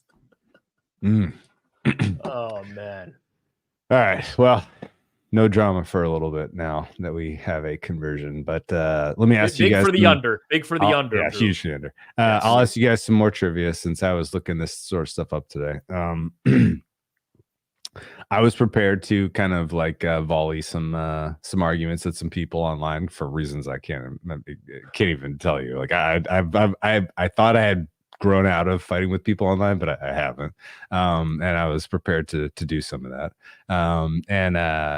So I pulled up CJ Stroud's total EPA for this season, and I stacked it up against everyone else's every other rookie quarterback's total EPA. And I was expecting it to be like pretty obviously like amazingly good. He was what since 1999 among rookie quarterbacks in terms of total EPA this year? What was his ranking? Total EPA. Total EPA generated for CJ Stroud this year relative to every other quarterback since 1999. Rookie quarterback since 99. I will say 8th. Very close guess. 6th. 11th. Whoa. He was the 11th in total EPA generated since 99. Anyone have a guess who was number one? I can guess 3 of the top 5 with confidence. Okay, hit me. Robert Griffin III, Number 2. Dak Prescott, Number 1. and I'm going to say Matt Ryan. Number 6. Oh, Where's Justin Herbert? Number 3. Ooh, I'm thinking of like big. Ben Roethlisberger would be high. He is number 7. Okay, so we got. You guys are right there. You're dancing all around it. But Yeah. basically, like CJ Stroud generated 61 total EPA this year. Dak Prescott, his rookie year, 135. Wow. Yeah, there's not a lot of volume with Doubled him up. not a lot of volume with him, right? That's the Well, problem. this is 600 plays. You know what? This is a good guess too. Russ had a great. Russ rookie was year. number 4. Russ was number 4. Good guess. That was the only. STI. I think you've gotten everything except Cam Newton was number 5. Did you guys say Cam Newton? I didn't say hear Cam Newton. Luck was 8. You would never. I don't know that you would guess number 9. Honestly, could give you 100 guesses. I don't know. You're coming up with number 9. Deshaun Watson was number 10. Deshaun Watson was especially interesting because it was in like 7 games, and he still got to top 10 in total EPA. Right. He snapped. And Yeah. then yeah. CJ Well, Stroud. they were like CJ a Stroud? get down and then Yeah. yeah. CJ Stroud in total EPA barely beat out number 12, Mr. Mac Jones. Oh, God. Eked him out. You know what? Yeah. If you gave me enough guesses, I could have got there because Dan Lifshatz. You're looking at it now? No, Dan Lifshatz on. Mac Jones was 12th. I don't know 12th. 9th. Yeah, 12th. Okay, no, Yeah. I don't know 9th. But Yeah. wow, my God, this run. Oh, there's a flag. Poor Allen. He's going to see this flag down. I don't know. Yeah, you're familiar with Dan Lifshatz on Twitter? Of course. Okay. Dan and I go way back. Okay, I don't know him well, but I see the argument every single week that he has about Mac Jones. And if Mac Jones had an O-line, he would be fine. That's the argument. Because in his rookie year, he had an O-line. I have a weirder, stupider take about Mac Jones, so I can't criticize Dan. So first of all, I'll just close the loop here. It went Newton 5, Ryan 6, Roethlisberger 7, Andrew Luck 8, Jameis Winston number 9. Jameis Winston's rookie year was quite good. Deshaun Watson 10, CJ Stroud 11, Mac Jones 12, Mr. Joe Burrow 13, number 14. With only 7 games started, Brock Purdy was 40 total EPA in his short stint at the end of last year. That's insane. All right, it was insane. My insane. Oh yeah, go ahead, Jason. I was just gonna jump in and ask a question here. Where would Jordan Love rank in that? Because like I know this year's technically not his rookie year, but it's basically his rookie year, right? Like he had 90 total EPA generated, and that would be good enough for 5th. Wow. Okay. Jordan Love, the funny part was like, you guys remember like Jordan Love against the Raiders on Monday Night Football and like kind of how like bad he was? Yep. Of course. He specifically lost in that game. He had some horrendous games this year. Yeah. Like he made you question everything at least 2 or 3 times this season. The third game of the year against the Lions, he was horrible. Dude, I had a massive stake on Packers against the Rams when Brett Rippon was starting because I was like, how could this be 3? Brett Rippon's starting. What is happening? And honestly, the whole first half of that game, I was like, why did I bet on Jordan Love? This guy's terrible. And then he eventually won and covered, and that was actually a good game for him. And then from there, he kind of built on it. But yeah, I thought he was going to turn into a pumpkin on the road against the Lions at Thanksgiving. He was amazing. I thought he was going to have a step backwards against the Chiefs on Sunday Night Football. He was incredible. He's had a weird year. Yeah. And just one more thing, Rob. That was Matchek in the chat, not Matt. I don't know what you tried to pronounce there, but IRL friend of mine. So yeah, I just want to give a quick shout out to him. But I'll head back now. They are doing everything in their power not to give James Cook these carries. It's honestly impressive. Well, at this point in the game, you got to bring in the veteran presence in Lenny. And you gotta put Josh I Allen mean, in they're harm's even way. throwing it here. Up 7. If you could put Josh Allen in harm's way, you do it, right? After no one else important got hurt today on any team, right? Yeah. I know. What are we doing? Well, okay, so this is going to go to 2-minute warning, and Miami has no timeouts, so it's 4th and 1. They could either try a 55-yard field goal, or they can go for it. Right, you can get the backdoor cover here if you go 55-yard field goal. Tyler Bass is, though, he's kind of Tyler ass sometimes. So Very clever, Eric. sorry. Look, Was Buffalo- that actually funny or just stupid? Short I of the enjoyed sticks, it. the Shakir. Surprise, surprise. I enjoyed it. This Determined to like give low Miami a key, chance. Buffalo like low key dominated this game. But at the Right. same time, McDermott is much like every Buffalo domination. The opposing team has a chance to tie or win. Yeah. Yeah, that's what I'm saying. Like it's the turnovers, but like they played really well. They lost Rasul Douglas in the game as well, which I wonder now if this is if they end up winning here, holding on, and they host the Steelers. I wonder if we actually see a double-digit spread at some point in the week in that game, knowing that TJ Watt's out for Pittsburgh. I never would have said that going into this week, but I think it's very on the table now.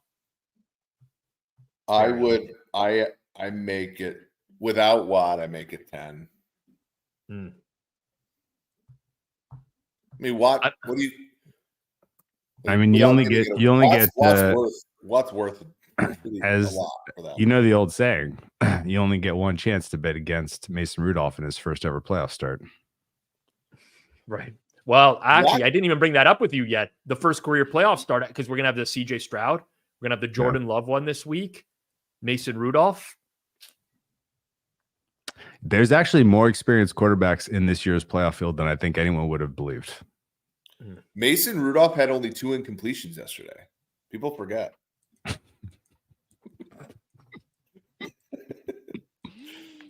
And he did it in some pretty obscene weather. Yep. It was He persevered. persevere, adapt, overcome. The Mason Rudolph story. I mean, it It is was the Mike Tomlin voodoo.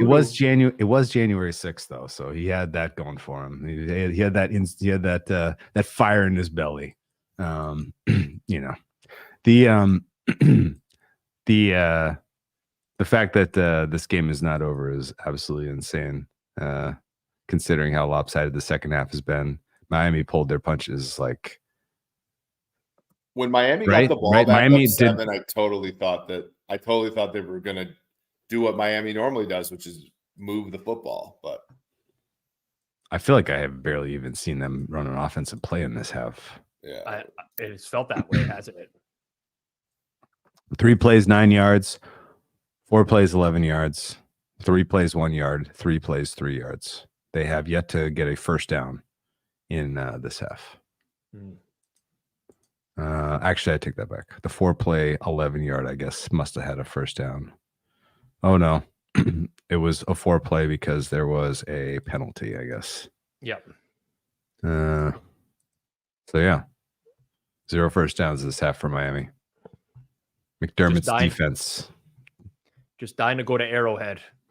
Dying Damn, to go to dude. Arrowhead. Damn. why is Leonard Fournette in the quarterback position?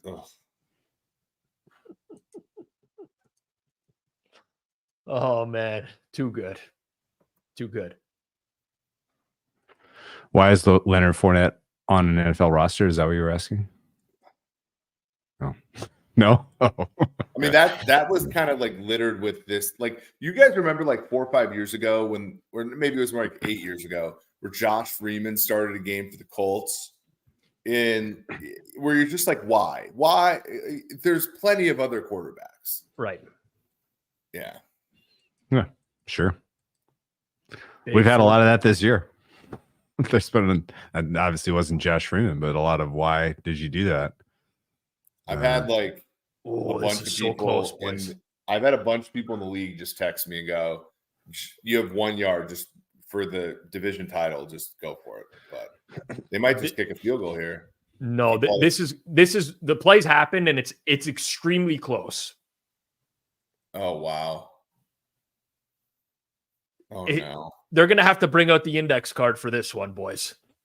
The index card might have to come out for this one. I think they stopped in real time. It looked like they stopped them. Yeah, the NFL I think you got it. GSIS says no game. Ooh. Really? Mm-hmm. Ooh. It looked like you got it, but I'm also looking at the yellow line, which is not official. I'm not sure if you guys knew that. It's not official, and the measurement is short. The measurement, guys, we're gonna have to sweat this under so fucking hard. You understand? What are you talking about? What number did you get? 49.5. No, you're But good. overtime What are you could talking go. about? So if you go 21-21 there's field goal there's touchdown. no way. That's no, not they might want to tie, right? They might want to tie, right? Okay. Miami. Without looking it up, like how many overtime games since they changed the rules have had 9 points scored? Like what percentage? I honestly am trying to think of a game where it's happened. It must have happened. It happened in a Bills game, right? Bills scored a field That's goal, what they get and for then handing, the that's Bucks what they got a get for touchdown. not giving James Cook 2 carries. You remember that Bills game where the Bills got a field goal and the Bucks got a touchdown? I do remember that very clearly. I had the under. That was Brashad Perriman that got the game-winning touchdown. Remember that? Yeah. The Bills Perriman. came back in that game. They were down like 21-0 or something like that. Yeah. And Brashad Perriman got the game-winning touchdown. I remember that from.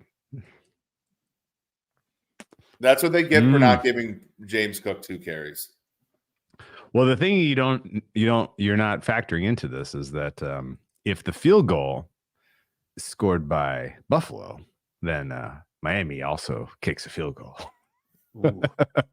And then we call it a night with 48 points and everybody has a good laugh. All the plus 3 people who also have Bills AFC East equity are rooting for 2-point conversion miss here. I am shooting for a phenomenally tiny middle, by the way, that includes 48 and 49. Because I had a full game under 50 and second half over 24 or something, 24 and a half maybe. Yeah. 26. I got second half over 26. We got the old DPI. Oh, this is interesting.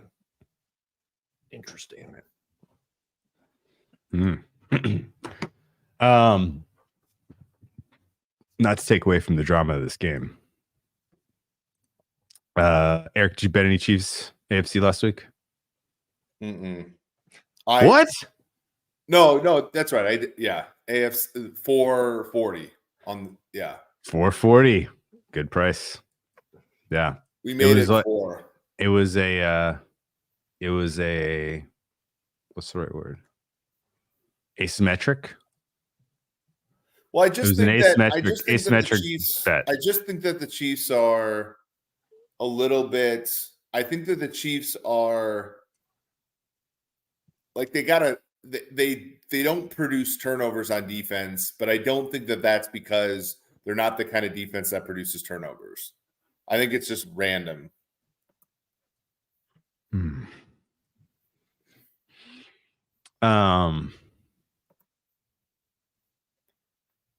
Do the Dolphins want to tie? They do. Like, I think McDaniel wants to go for 2 here, don't you? Though, like well, it's not going to be an option.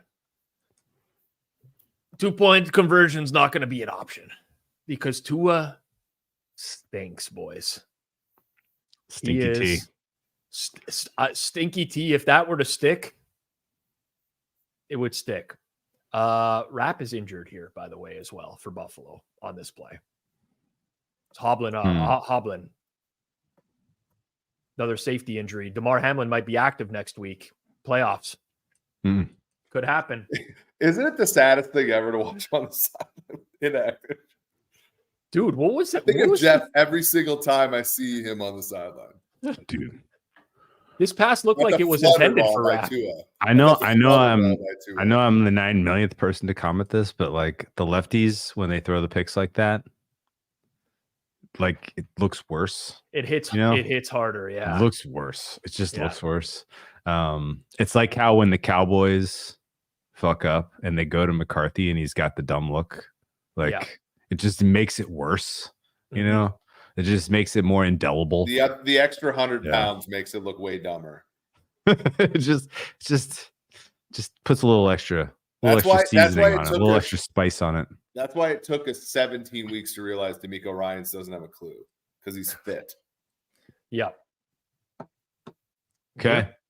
Bills. All right, fellas. This was All right, fun. boys. Bills Steelers. It is. Oh wow.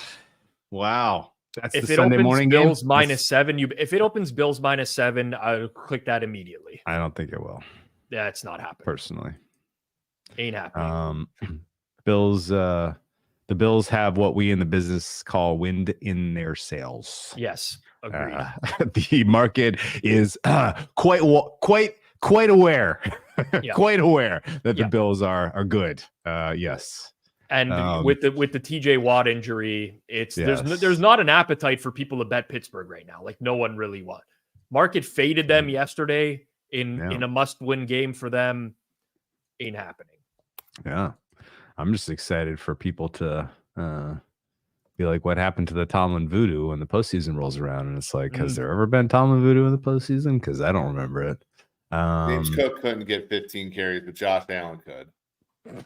Did he actually? He did. 15. Allen got 15. Oh no! With the kneel down, that was number Oh 15. my god!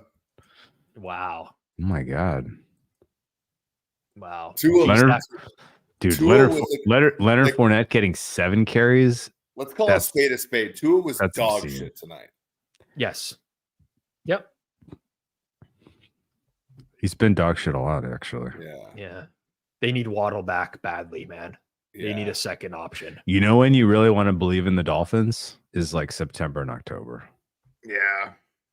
Not He's like- not getting that second contract, boys. November, December, January. I don't know. No. To a Tua's season is late summer, early fall. Tua's agent has that one window, and that's between Yeah. that's October and September. Wow. I honestly can't believe just thinking about where we were like 6 weeks ago. I can't believe the Bills just won a division. Dude, I thought I was out on the Super Contest Millions, but I 5-0 today, so I might actually hit some cash at the bottom of the top 100. Little cashish. Oof, I'm going to be refreshing the Circa Twitter profile for the final standings all day tomorrow. I had what about me finishing Bills 3.5 was my last positive pick. in best bets on the show in the regular season after There being you 4 go. and 7. Huge comeback. Huge Yeah. comeback. Buddy. All right, boys. All right. It's been a good run. Well, it was fun. Thanks for letting me sit in the fourth quarter, Drew. Super Bowl, off the top of your head. Cowboys, Ravens. Dr. E. Bill. I think they figured it out. Bills, Ravens. Rams, Chiefs. I get would love weird. Rams. Let's Chiefs. get I weird. would love Let's Rams get Chiefs. weird. The Rams Governor's get Cup weird. back when they were both in Missouri. The Governor's Cup. Yeah. I could see Yeah. it. The Rams. What's your fare for the NFC Championship game? Rams hosting the Packers. I'm just curious. Lions hosting the Packers. No, Rams hosting the Packers in the 6-7 in the NFC Championship game. Rams hosting the Packers. Let's see what that is. I could pull up something really quickly here. My God, wouldn't that be something? God, the NFL though, crazy shit happens all the time. It really does. It sounds like we laugh it up, but you just never know. Rams had no business going last time. Nick Why not- Foles won why a not Super again? Bowl, man. Yeah, Nick Foles. sure. Yeah, that's right. I mean, That's right. Patrick Mahomes has hosted 5 straight AFC Championship games. That in and of itself is a rare. You know what I mean? So Dr. E, what is your fare for AFC Championship in KC? Chiefs hosting Browns. I'd have to look. Let me look. I'd have to look. I'm running them now. I actually have to run them for the website after I get off. Ooh. Late night I for know. Dr. E. I know it's bad. Yeah. All right. Well, I'll let you get to it. That was fun, All right, guys. Enjoy. See you, Best of fellas. luck. Have a good Best of one. luck this postseason. If I don't see you again. Yeah, we'll do something again, Drew. Don't worry, we'll do something again. Just enjoy. Take All care, right, Drew fellas. Dinsick, Eric Eager, everyone. Chiefs -3 as an opener doesn't really surprise me, honestly. Sentiment is quite down on Miami, reasonably so, with the amount of injuries that they got going on. What a game that was. Went by like that. Caught the under. Dawson Knox. Lost Tyreek Hill by 1 catch. Threw to him like 14 million times. Couldn't get that last catch. Going to check our forward progress schedule really quickly for the week, just so I can update everyone on what's going on here in January. You know about the live watch along Saturday, Sunday, Monday night. Tomorrow, we got tomorrow's show? Looks like we do. G-Stack George, Suma, Cleve TA, Sharp Clark. Banger of a show. Wow. Good mix of people breaking down the early lines. Tomorrow, I want to check that out, 2 p.m. Eastern time. Best bets goes to Thursday this week, people. Not Wednesday, Thursday. That way we can talk a little bit more about props as well on the show.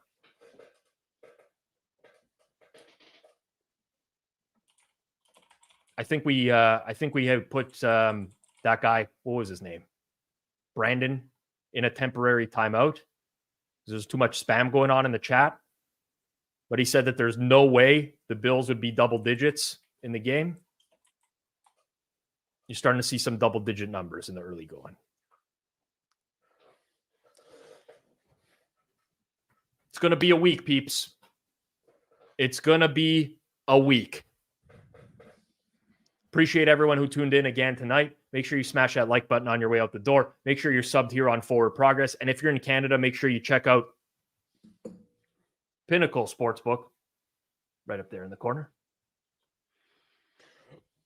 Tons of content this week, tomorrow, Thursday, Saturday, Sunday, Monday. Be sure to check it out. For myself, Rob Pizzola, for our guest tonight, Clive Bixby, Noops Christensen, Eric Eager, Drew Dinsing, for producer, Jason Cooper, I should say Jason Sins, behind the scenes, clicking the buttons, getting stuff done. This has been another live watch along here on Forward Progress, part of the Hammer Betting Network, presented by Pinnacle. Everyone enjoy the rest of your night. Playoffs are here. We'll be back for more content this week.